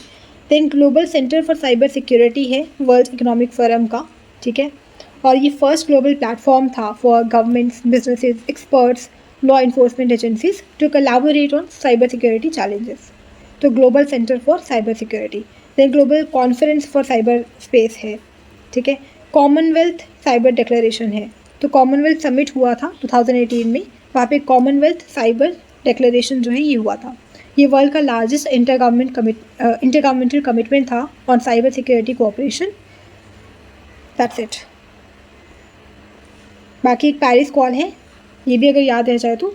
UNESCO का इंटरनेट गवर्नेंस फोरम था, वहाँ पे ये पेरिस कॉल अडॉप्ट करी गई थी, Paris call for trust and security in cyber space. आपने ये बस इतना लिखना है, Paris call for trust and security in cyber space. तो इसमें कुछ कॉमन प्रिंसिपल्स डेवलप कर जो है किए गए थे। ख़त्म।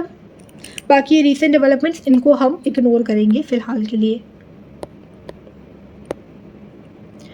अच्छा, अब ये साइबर सिक्योरिटी की जो अगर आपको कुछ एग्जांपल्स देनी हो ना कि क्यों इम्पॉर्टेंट है साइबर सिक्योरिटी, तो कुछ अगर इनकी एग्जांपल्स देनी हो कौन से अटैक्स हुए थे, तो जैसे यूएस में SolarWinds अटैक हुआ था, ठीक है। सोवा वायरस जो था, जो मोबाइल एंड्रॉयड मोबाइल फ़ोन पे टारगेट किया। देन मुंबई में जो पावर आउटेज हुआ था उसको बोला है रेड इको कैंपेन, ठीक है। तो ये 3 एग्जांपल्स काफ़ी हैं, red echo campaign, SolarWinds attack US का एंड सोवा वायरस। सो ये सब चीज़ें हुई। देन ये और हमने जैसे इनिशिएटिव्स पढ़े थे, इसमें एक साइबर डिफेंस साइबर एजेंसी भी आप कोट कर सकते हैं, ठीक है। ऊपर हमने एक वॉरियर पुलिस देखा, देखिए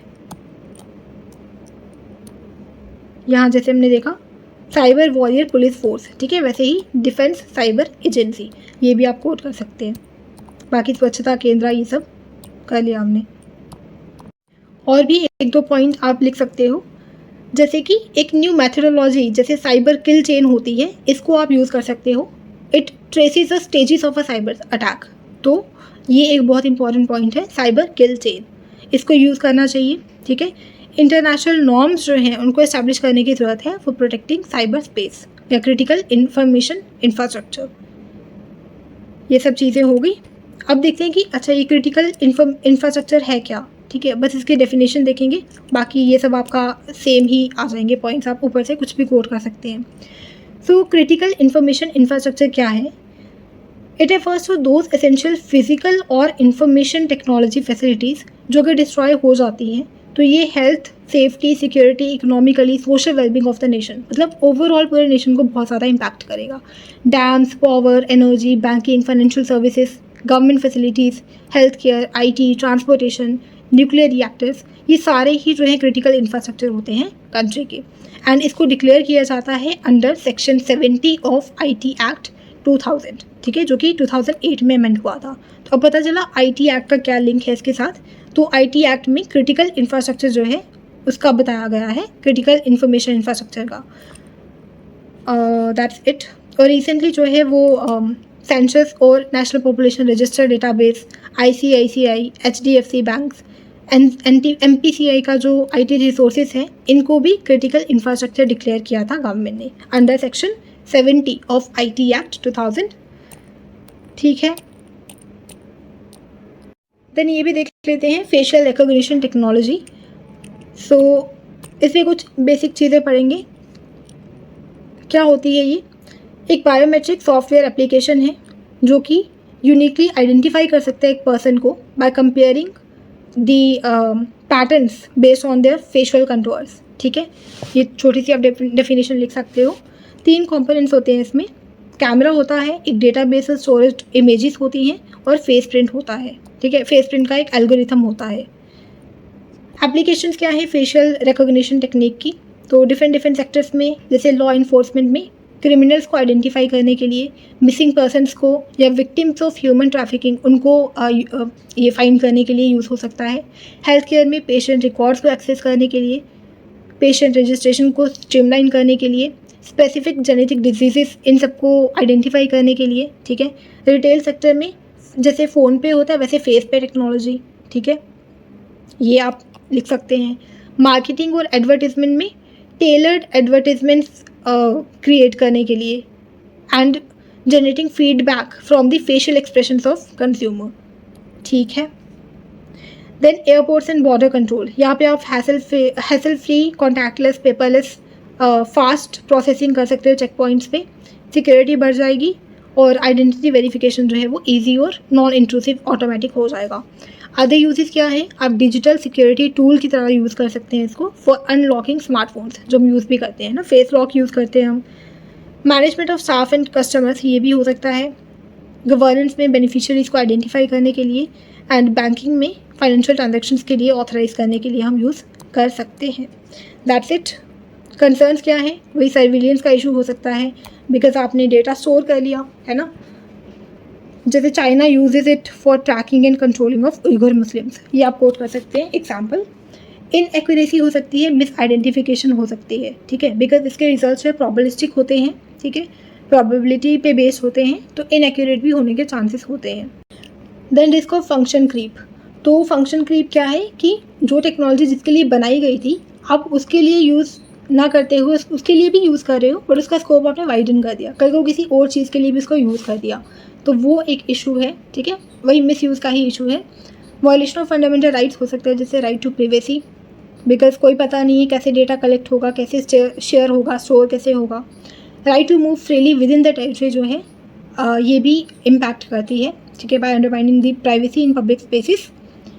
absence of data protection regulations in India, cyber security issues हैं, फ्रॉड, आइडेंटिटी थेफ्ट, ये सब चीज़ें हो सकती हैं, एंड टेक्नोलॉजिकल लिमिटेशंस भी हैं, जैसे कुछ फैक्टर्स हैं, they affect the technologies ability to recognise people's faces including camera angles, lightning levels, ये सारी चीज़ें हैं। That's it. इंडिया में फेशियल रिकॉग्निशन सिस्टम किसके लिए यूज़ किया जा रहा है अभी, तो जैसे लाइफ सर्टिफिकेट फॉर पेंशनर्स, इसके प्रूफ के लिए यूज़ किया जा रहा है। ऑपरेशन स्माइल जो था उसके अंडर तेलंगाना पुलिस का ये ऑपरेशन था, तो जो चाइल्ड लेबर है उनको ट्रैक करने के लिए या मिसिंग चिल्ड्रन को ट्रैक करने के लिए इसको यूज़ किया गया था, ठीक है। बाकी डिजिटल मार्कशीट्स प्रोवाइड करने के लिए CBSE ने यूज़ किया था। UIDAI का पायलट प्रोग्राम था to test the functionality of FRT along with NPC, तो ये सारी चीज़ें आप खुद देख सकते हैं इनको। ख़त्म। इसमें आपको अगर वे फॉरवर्ड लिखना है तो प्राइवेसी इम्पैक्ट असेसमेंट इम्पॉर्टेंट एक फ्रेज़ है, जैसे environmental impact assessment, economic impact assessment, वैसे ही प्राइवेसी इम्पैक्ट असेसमेंट कंडक्ट करने की ज़रूरत है, ठीक है। और इंश्योर करना चाहिए कि इसका यूज़ जो है गवर्नमेंट एजेंसी से it should fulfil the threshold of necessity and proportionality, ठीक है, जितना ज़रूरत है उतना ही यूज़ करें, उससे ज़्यादा नहीं। कंसेंट बेस्ड स्टैंडर्ड्स होने चाहिए, ठीक है। बाकी टेक्निकल स्टेप्स भी लेने की ज़रूरत है, जैसे टेक्नोलॉजी जो है उसमें कभी कभी रेशियल एंड जेंडर बायसेस हो जाते हैं, ठीक है, क्योंकि डेटा जिसने फीड किया है वो ह्यूमन है, उसका कुछ अपना रेशियल बायस या कुछ होगा, वो चीज़ उसने उसमें भी फीड कर दी है ना, तो उसकी वजह से AI या जो भी टेक्नोलॉजी है उसमें ये जेंडर बायसेस, रेशियल बायसेस हो सकते हैं। Then decentralise identity management to address the privacy and data protection issues, तो जो यूज़र है जिसका डेटा है तो उसको भी डेटा की एक्सेस वगैरह होनी चाहिए, ऐसा कुछ डिसेंट्रलाइज करने की ज़रूरत है इसको। आई थिंक इतना इनफ है, ठीक है। Now your next topic is money laundering and smuggling. So money laundering क्या है?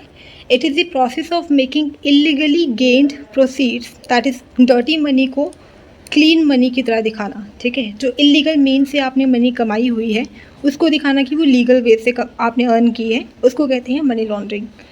3 स्टेजेस होती है इसमें। First is placement, then layering and then integration. PLI याद कर लो, PLI, ठीक है। तो फर्स्ट है प्लेसमेंट। प्लेसमेंट क्या मतलब? आपने इलीगल मनी को लीगल सिस्टम में प्लेस कर दिया, आपने लीगल फाइनेंशियल सिस्टम में आपने प्लेस कर दिया उसको। लेयरिंग क्या होता है? मल्टीपल कॉम्प्लेक्स ट्रांजेक्शन्स करना टू क्रिएट कन्फ्यूजन, मतलब मल्टीपल लेयर्स क्रिएट कर देना ट्रांजेक्शन्स की, ताकि आप ओरिजिनल सोर्स को पता ना लगा सको, ठीक है। आपने यहाँ से यहाँ ट्रांजेक्शन की, फिर आपने यहाँ से यहाँ कर दी, यहाँ से यहाँ कर दी, दोबारा यहाँ से यहाँ कर दी, देन यहाँ से यहाँ कर दी, मतलब इसको इतना कम्प्लेक्स करके करना कि आप उसका ओरिजिनल सोर्स जो है वो पता ना लगा सको। थर्ड इज़ इंटीग्रेशन, मीन्स जब laundered funds they are integrated back into the legitimate economy, और वो वहाँ पे क्लीन एंड लॉफुल मनी दिखने लगती है, तो वो हो गया कि आपका इंटीग्रेट हो गई है लेजिटिमेट इकोनॉमी में। सो 3 हो गई स्टेजेस इसकी, placement, layering and integration. Consequences क्या होते हैं मनी लॉन्ड्रिंग के?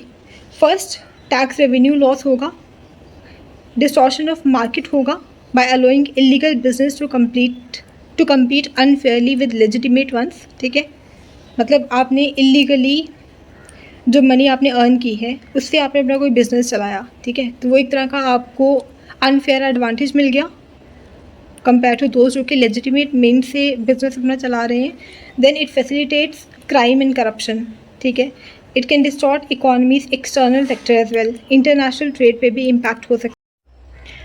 नाउ अगर हम देखें इंटरपोल ने क्या डेफिनेशन दी है मनी लॉन्ड्रिंग की, इट सेज कि मनी लॉन्ड्रिंग इज कंसीलिंग और disguising the identity of illegally obtain proceeds so that they appear to have originated from legitimate sources.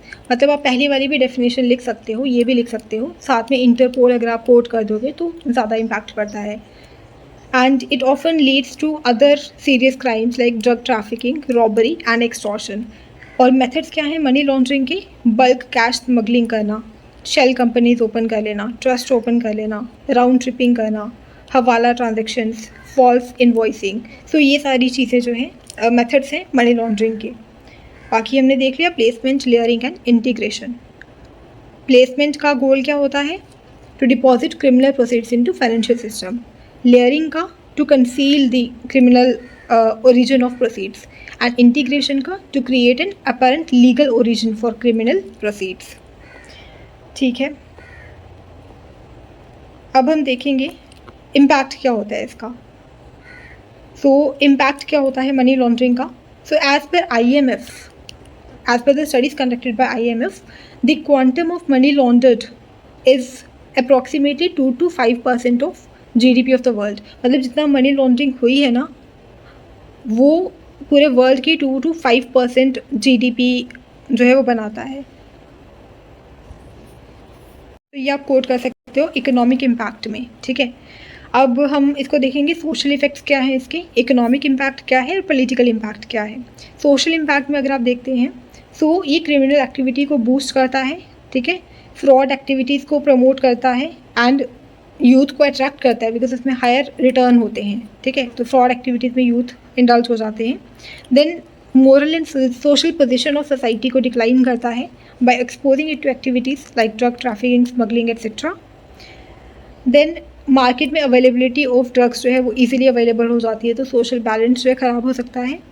Damage to reputation of financial institutions and market. ठीक है, और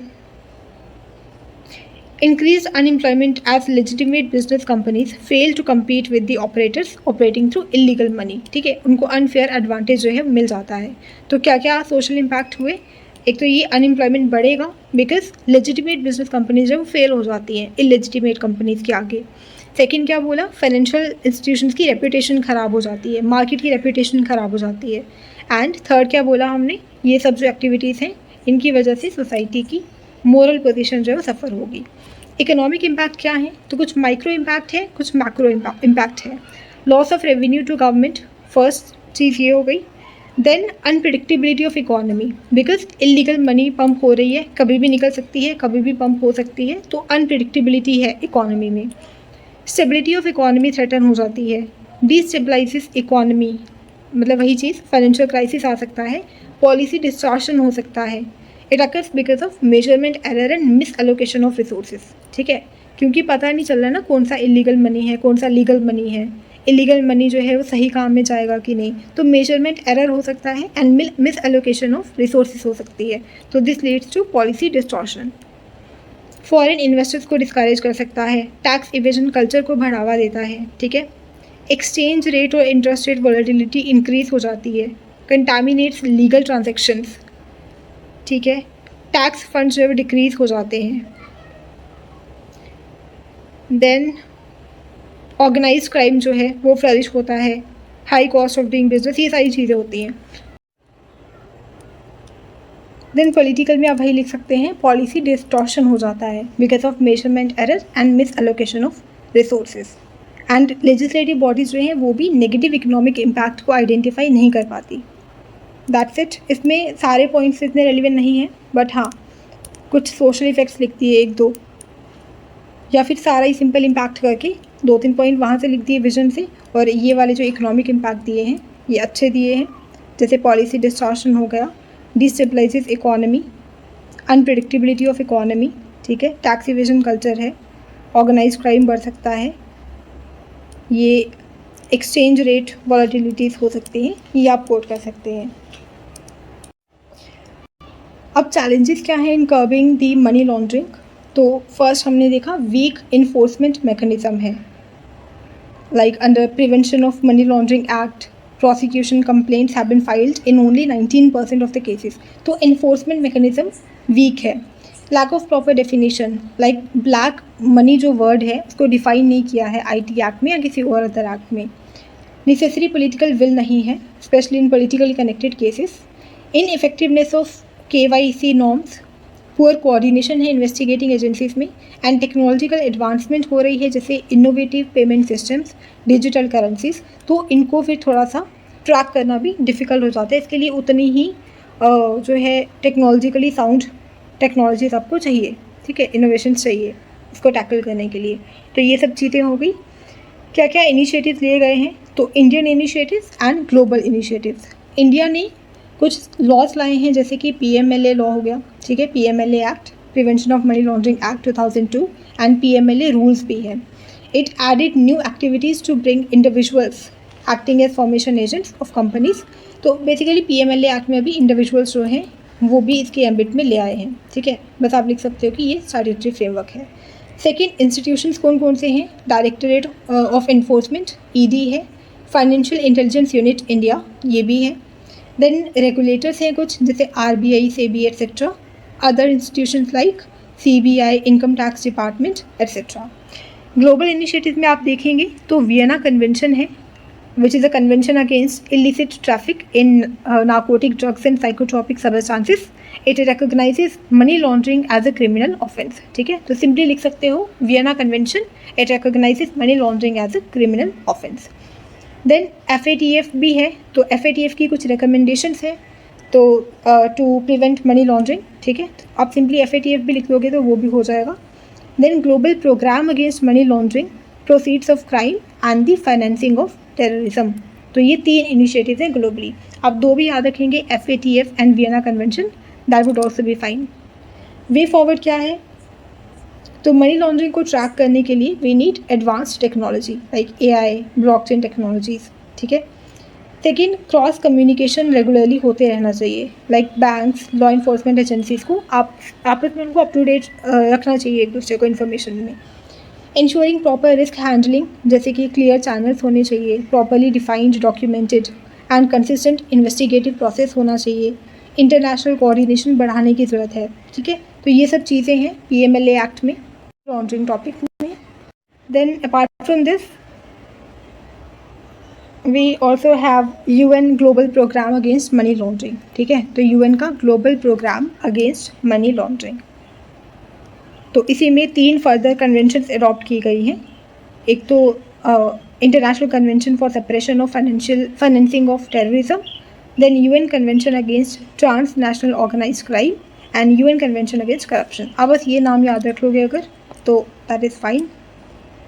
और international initiative में आप ये OECD के जो कुछ इनिशिएटिव्स हैं ना, जैसे BEPS है, base erosion and profit shifting, ये मेंशन कर सकते हैं.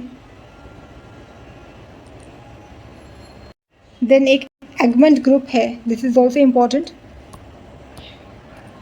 एगमेंट group of financial intelligence units. ये एक इनफॉर्मल नेटवर्क है of national financial intelligence units, ठीक है. तो एगमेंट ग्रुप हो गया, OECD का BEPS इनिशिएटिव हो गया, FATF देख लिया हमने. देन UN कन्वेंशन है against illicit traffic, against organised crime, Vienna convention हमने देख लिया, ठीक है. काउंसिल ऑफ यूरोप कन्वेंशन भी है and India is also signet. हाँ, इसके अलावा बासिल कमेटी का ये इंपॉर्टेंट है, बासिल कमेटी की कुछ बैंकिंग रेगुलेशंस हैं, ठीक है. तो ये भी जो है वो बैंकिंग सिस्टम को ट्रांसपेरेंट बनाने में हेल्प करता है. बाकी India has also signed international convention of for separation of financing of terrorism, this and this जो हमने ऊपर पढ़ी थी अभी, तो इंडिया ने ये भी साइन करी हुई है. इसमें से जो भी 2-3 आपको याद रहें तो वो कर लो, ज़्यादा वैसे भी नहीं हो पाएगा. और अगर आपको FATF की रिकमेंडेशंस, जैसे आपने लिखा कि FATF रिकमेंडेशंस, ठीक है, रिगार्डिंग मनी लॉन्ड्रिंग, तो उसमें आप 2-3 अगर लिख भी सकते हैं लाइक करके, फर्स्ट हो गया, जैसे आप ये लिख सकते हैं, कंट्रीज़ के पास मतलब कंट्रीज़ में एंटी मनी लॉन्ड्रिंग पॉलिसीज़ होनी चाहिए और एक अथॉरिटी होनी चाहिए इन पॉलिसीज़ को इन्फोर्स करने के लिए, first. Then Vienna convention and Palermo convention दोनों ही रिलेटेड है मनी लॉन्ड्रिंग के, तो उसके बेसिस पे क्रिमिनलाइजेशन होना चाहिए इस ऑफेंस का, ठीक है। Other than that financial institutions को एनोनिमस अकाउंट से जो भी ट्रांजेक्शन है उनको प्रोहिबिट करना चाहिए, ठीक है। कोई एनोनिमस अकाउंट्स जो है वो नहीं रखने चाहिए किसी भी फाइनेंशियल इंस्टीट्यूशंस को। देन जो भी मनी ट्रांसफ़र सर्विस प्रोवाइडर्स हैं उनको लाइसेंस्ड होना चाहिए, रजिस्टर्ड होना चाहिए, ठीक है। FIUs एस्टैब्लिश करो अपनी कंट्रीज़ में। डेजिग्नेटेड लॉ इन्फोर्समेंट अथॉरिटीज़ होनी चाहिए इनके लिए, ठीक है। Then mutual legal assistance provide करो in relation to money laundering और effectively execute extradition request in relation to money laundering. मतलब अगर हमारी कंट्री में किसी ने मनी लॉन्ड्रिंग का ऑफेंस किया है और जाके किसी और कंट्री में बैठ गया है तो उसके केस में एक्स्ट्राडिशन और म्यूचुअल लीगल असिस्टेंस ट्रीटीज़ जो हैं वो हेल्प कर सकती हैं। तो ये कुछ रिकमेंडेशंस हैं। I think this is enough for money laundering topic. अब नेक्स्ट हम करेंगे FCRA, foreign contribution regulation act. 2020 में इसको अमेंड किया गया था, तो थोड़ा पुराना हो गया बट हम इसको जल्दी से एक बार गो थ्रू कर लेंगे, ठीक है। तो क्या है ये FCRA? 1976 में इसको इनैक्ट किया था, ठीक है। 2010 में इसको दोबारा कंसोलिडेट किया गया एंड ये बताता है कि आपको फॉरेन फंड्स को कैसे यूटिलाइज़ करना है and it prohibits their use for activities detrimental to national interest. मतलब फॉरेन से आप जो भी फंड्स रिसीव कर रहे हो उसको आपने नेशनल इंटरेस्ट के अगेंस्ट नहीं यूज़ करना है, तो वो चीज़ इसमें है। 2020 में इसको अमेंड किया गया था for tighter control and scrutiny over received and utilisation of foreign funds by NGOs, ठीक है। नीड क्या है? बिकॉज कुछ कंसर्न सामने आए हैं, जैसे कि CBI की एक रिपोर्ट आई थी, इसके according less than 10% of 29 lakh registered NGOs file there annual income and expenditure. तो 29 लाख NGOs में से 10% भी इसमें से जो 10% है वो भी ये फाइल नहीं करते अपने एनुअल रिटर्न्स वगैरह। सेकेंड, IB की एक रिपोर्ट थी, उसने कहा कि जो फॉरेन एडेड NGOs हैं they are actively starting development projects and impacting GDP growth by 2 to 3% per annum. तो ये दोनों ही डेटा जो है बहुत इंपॉर्टेंट है, इसीलिए अमेंडमेंट इंट्रोड्यूस की गई थी इस एक्ट में टू रेगुलेट NGOs, उनको अकाउंटेबल ट्रांसपेरेंट बनाने के लिए, रेगुलेट रिलीजियस कन्वर्शंस, ठीक है, जो कि फॉरेन फंड्स की वजह से हो रहे हैं, ensure that foreign money is not use against national interest. अब क्या क्या प्रोविजन है इसमें? फर्स्ट था prohibit the receipt of foreign funds bye candidates for elections, journalist, media broadcast companies, public servants and MLAs, ठीक है। तो इनके लिए फॉरेन फंड्स रिसीव करना प्रोहिबिट कर दिया।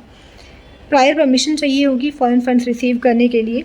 एक डेजिग्नेटेड FCRA अकाउंट बनेगा and that too only in specified branches of SBI, ठीक है, to receive funds. No funds other than foreign contribution can be received और डिपॉजिटेड इन इट। देखो, जो डेजिग्नेटेड FCRA अकाउंट बनेगा ना, उसमें सिर्फ फॉरेन कॉन्ट्रीब्यूशन ही जो है आप रखेंगे और कुछ भी आप फंड्स जो है वहाँ पे वो नहीं कर सकते, रख नहीं सकते। एंड जो भी फंड्स आपने रिसीव किए हैं it can not be transfer to any other person और NGO। वैलिडिटी जो है FCRA रजिस्ट्रेशन की 5 साल तक रहेगी, ठीक है। उसके बाद रीन्यूअल के लिए अप्लाई करना होगा। यूज़ ऑफ फंड्स जो है उसको भी लिमिट किया गया। पहले था कि आप एडमिनिस्ट्रेटिव एक्सपेंसेस के लिए 50% यूज़ कर सकते हो उन फंड्स का, अभी इसको कर दिया मैक्सिमम 20% यूज़ कर सकते हो। Compulsory filing of annual returns बोल दिया, ठीक है। इंक्वायरी होगी before renewing the licence. Then suspension of registration of a person increase to 360 days. मतलब सस्पेंशन जो है 360 दिन तक के लिए सस्पेंड कर सकते हैं रजिस्ट्रेशन, पहले ये कम था। अब इसके लिए कंसर्न्स क्या हैं? सो फर्स्ट कंसर्न है कि फ़ंड एक्सेसिबिलिटी कम हो जाएगी, हो सकता है कि बहुत सारे NGOs को फ़ंड जो है वो ना मिले। रिस्ट्रिक्शन टू एक्सप्लोर, तो अगर एडमिनिस्ट्रेटिव एक्सपेंसेस की मैक्सिमम लिमिट 20% कर दी, मतलब पहले से कम कर दी, तो अब वो थोड़ा एक्सप्लोर करना कम कर देंगे, इनफ स्टाफ नहीं हायर कर पाएंगे, एक्सपर्ट्स नहीं हायर कर पाएंगे, ये सब। प्राइवेसी कंसर्न है बिकॉज कंपल्शन ऑफ आधार कर दिया है, तो ये चीज़ है कि आपको अगर फंड्स रिसीव करने हैं तो कंपल्शन ऑफ आधार कर दिया है। Then hamper delivery of social welfare schemes, because NGO जो है वही last mile delivery of service ये गवर्नमेंट सर्विसेज करते हैं, है ना, जो भी स्कीम्स है उसको इम्प्लीमेंट करने में काफ़ी हेल्प करते हैं। तो बट अगर उनको इतना ज़्यादा ऑटोनॉमी नहीं मिलेगी, फंड्स नहीं मिलेंगे, तो उनके लिए दिक्कत हो जाएगा। वे फॉरवर्ड में Vijay Kumar committee and second ARC report की रिकमेंडेशंस है। विजय कुमार कमेटी कहती है कि मॉडर्नाइजेशन ऑफ रजिस्ट्रेशन प्रोसेस होना चाहिए for seamless operation of applicable provisions of IT and FCRA act with respect to NGOs। तो वही कि मॉडर्नाइजेशन ऑफ रजिस्ट्रेशन प्रोसेस होना चाहिए। सेकेंड, डिटेल्स जो है NGOs की वो सर्चेबल डेटाबेस में आनी चाहिए। सेकेंड ARC बोलता है कि FCRA should be decentralised and state government और डिस्ट्रिक्ट एडमिनिस्ट्रेशन जो है उसको ये डेलीगेट कर देना चाहिए।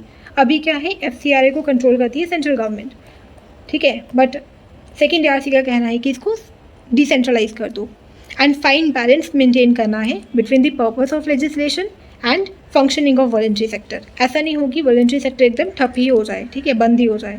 तो सेकेंड ARC की ज़्यादा अच्छी हैं रिकमेंडेशंस, आप ये कोट कर सकते हैं अगर FCRA के बारे में कुछ भी आता है या फॉरेन फंडिंग के बारे में आता है। Okay, what is smuggling?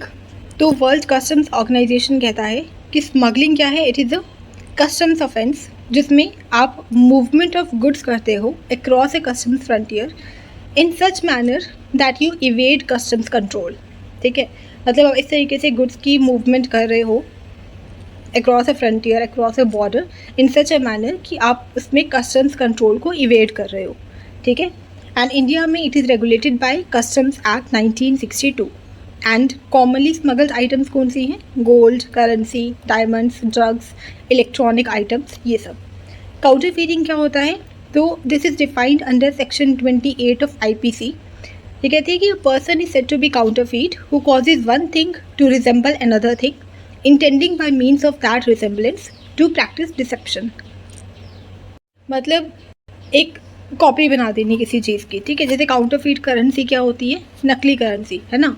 तो वैसे ही आप ऐसे दिखाते हो कोई चीज़ जो है किसी और तरह से मैच करने की कोशिश करते हो, रिजेंबल करने की कोशिश करते हो।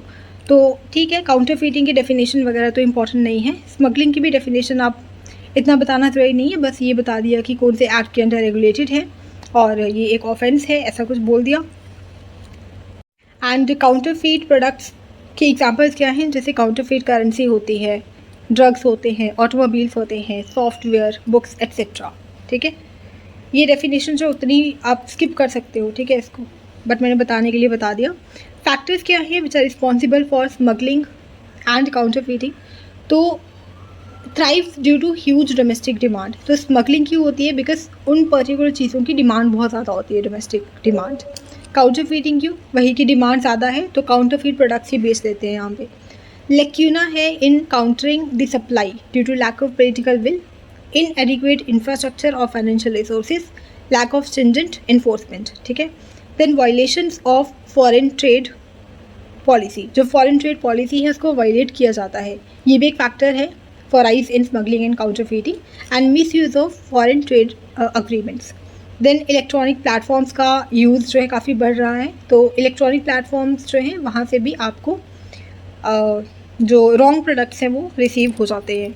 नेक्स्ट है इफेक्ट्स क्या है स्मगलिंग के? तो loss of Indian economy, $7 billion का लॉस हुआ था due to counterfeit market 2019 to 20 में। लॉस ऑफ जॉब्स हुआ, 3 million jobs lost due to illicit market. Government को एडिशनल कॉस्ट जो है वो इनकर करती है government for implementing anti counterfeiting measures. तो एक्स्ट्रा बर्डन आ जाता है क्योंकि आपको एंटी काउंटरफीटिंग मेजर्स जो हैं वो इम्प्लीमेंट करने पड़े। लॉस ऑफ रेवेन्यू हुआ टू गवर्नमेंट एंड डायरेक्ट इसका इम्पैक्ट हुआ वेलफेयर स्पेंडिंग पे, ठीक है, वेलफेयर स्पेंडिंग भी कम हुई। हार्म टू इन्वायरमेंट, बिकॉज जो काउंटरफीटर्स होते हैं वो कभी भी सेफ्टी स्टैंडर्ड्स वगैरह फॉलो नहीं करते, उनको इतना ध्यान नहीं रहता। हेल्थ इश्यूज हो सकते हैं बिकॉज पीपल जो EWS सेक्शन से हो, इकोनॉमिकली वीकर सेक्शन से हो, तो वो काफ़ी बार जो है वो सब स्टैंडर्ड गुड्स परचेज कर लेते हैं, तो उसकी क्वालिटी का इशू रहता है। Illicit trade generates huge profits which go back to crime syndicates creating a vicious cycle. तो एक विशियस साइकिल जो है वो क्रिएट हो जाता है। Steps taken by India to counter smuggling and counterfeiting. तो फर्स्ट DRI एक बॉडी है, डायरेक्टरेट ऑफ रेवेन्यू इंटेलिजेंस। ये एक apex anti smuggling intelligence agency है, ठीक है, DRI एंटी स्मगलिंग एजेंसी है ये।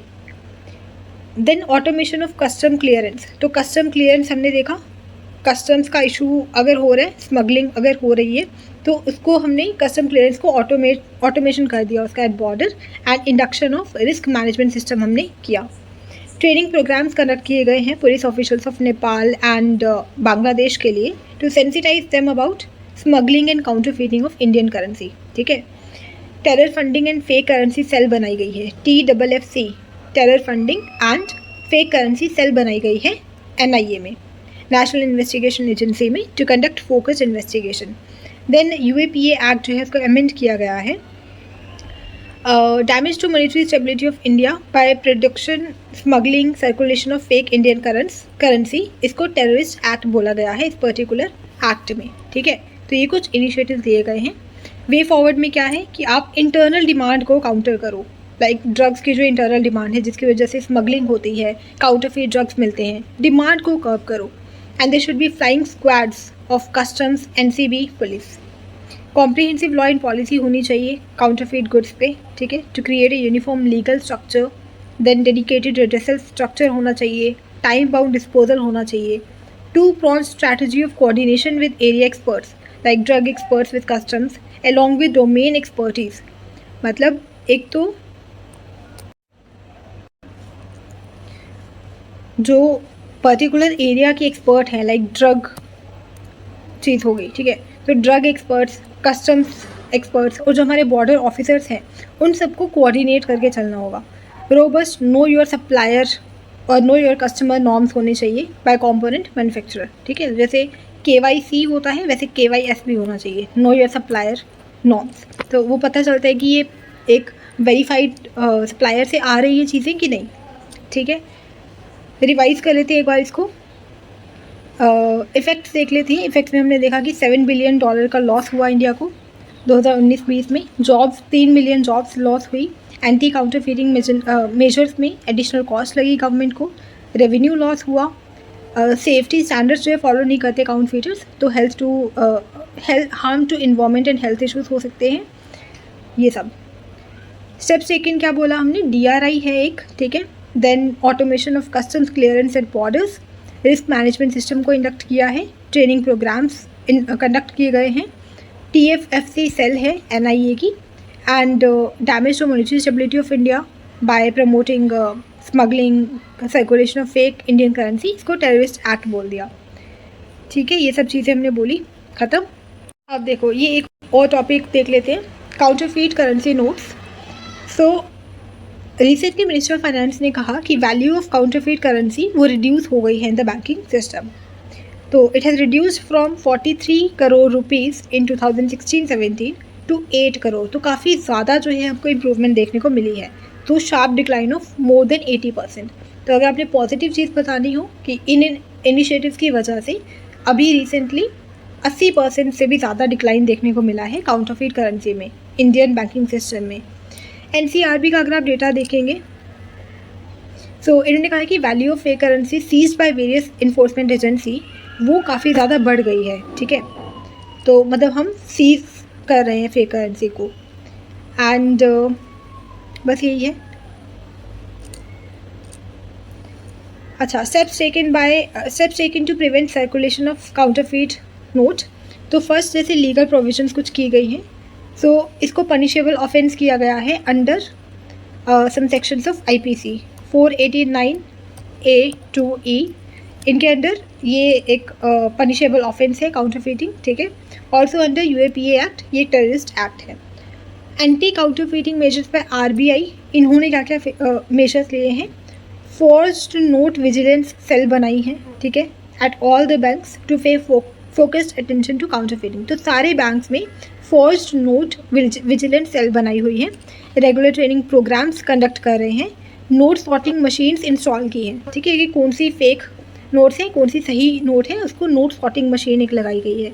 पब्लिक अवेयरनेस कैंपेन्स कर रहे हैं, ठीक है, अपग्रेडेशन कर रहे हैं बैंक सिक्योरिटी फीचर्स के, ये सब चीज़ें हैं।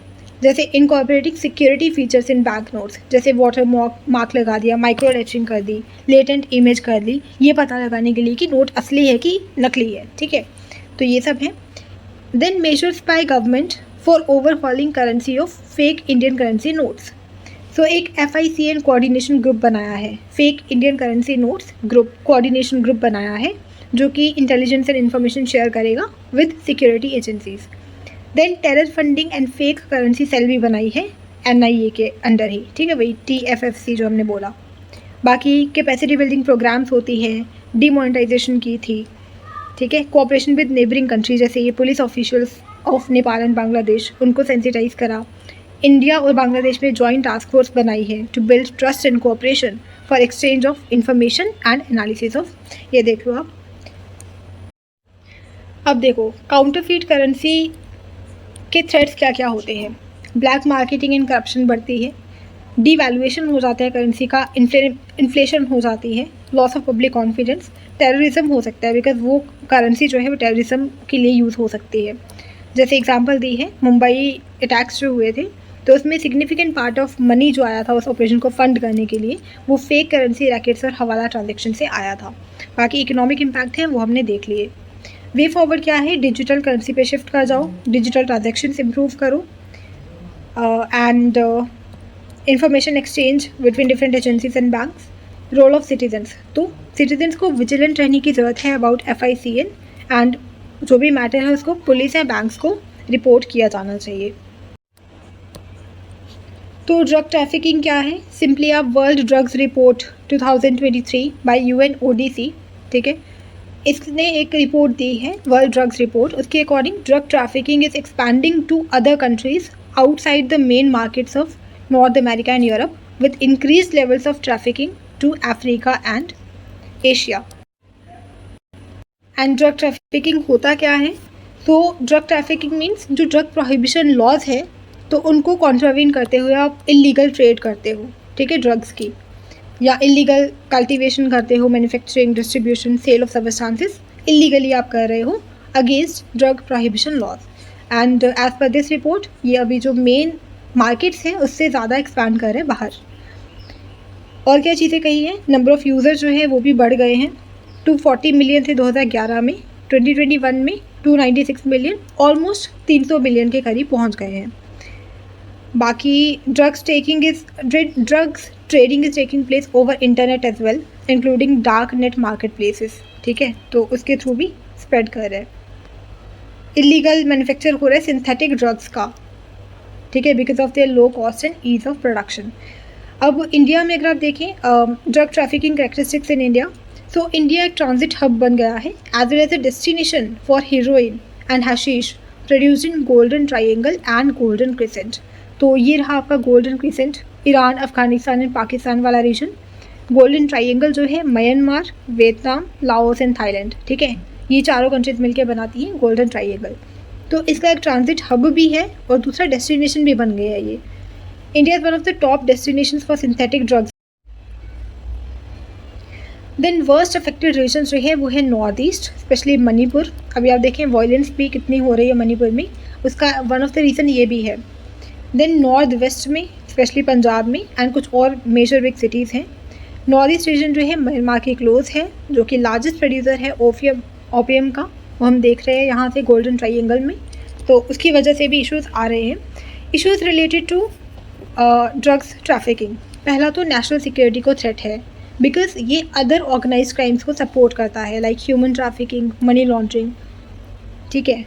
Then destabilises nation by narco terrorism, तो जैसे narco terrorism different types of terrorism होते हैं, बायो टेररिज्म हो गया, हाइब्रिड टेररिज्म हो गया, देन आपका रिलीजियस टेररिज्म हो गया, वैसे ही नार्को टेररिज्म, ठीक है, तो डिस्टेबलाइज करता है नेशन को बाय नार्को टेररिज्म।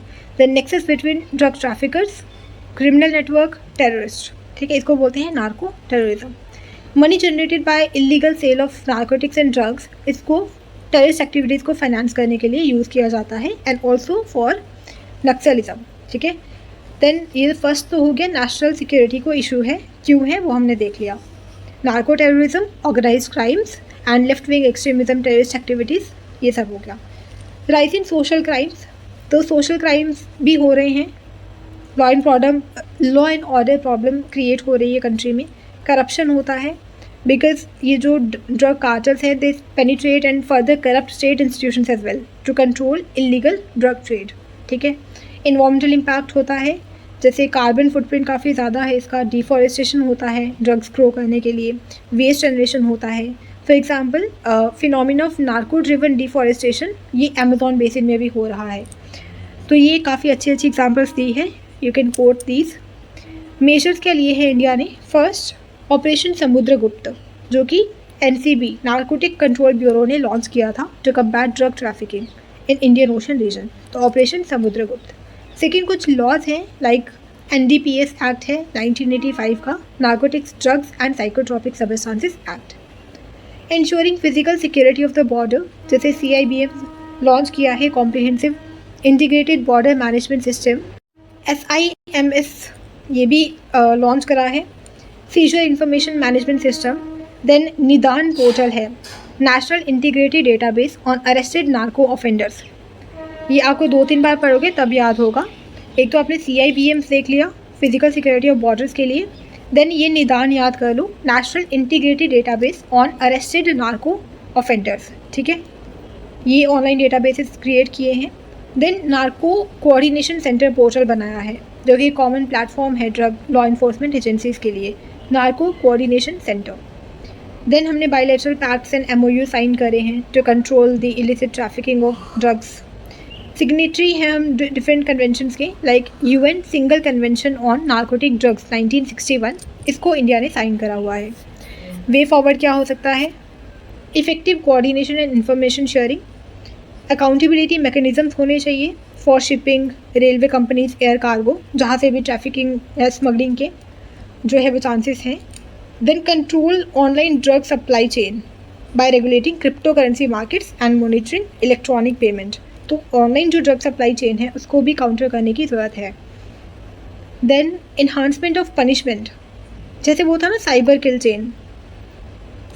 चेन, तो ये फ्रेज आप यहाँ पे भी यूज़ कर सकते हो, online drug supply kill chain, ऐसा कुछ. ठीक है. Then enhancement of punishment under different laws, creating awareness among citizens through programmes like Nasha Mukt Bharat Abhiyan. So this is it first lecture के लिए. ऐसे कंटिन्यूसली ये 3 आवर्स का लेक्चर बनेगा एज़ पर माई एस्टीमेट. 3 आवर्स में आपका ये सिक्योरिटी वाला पोर्शन कंप्लीट हो जाएगा. बट हम 2 पार्ट्स में कर लेते हैं. फर्स्ट पार्ट में हमने ऑलमोस्ट 24 पेजेस किए हैं अभी, और ये हमने करने ऑलमोस्ट 50 पेजेस तक ही है, क्योंकि बाकी आगे जो है वो रेलिवेंट नहीं है उतना. 50 to 55 पेजेस हमने करने हैं. फर्स्ट वीडियो में हमने यहाँ तक कंप्लीट कर दिया है. नेक्स्ट वीडियो में हम कोशिश करेंगे कि ये सारा कंप्लीट कर दें सिक्योरिटी वाला पार्ट, और वो भी आपको जल्दी मिल जाएगी वीडियो. हाँ, ये वाली वीडियो आज ही आपको आई थिंक मिल जाएगी, आज या कल में, और नेक्स्ट वीडियो इसके 1-2 दिन में आपको मिल जाएगी. So stay tuned and have a nice day. All the best.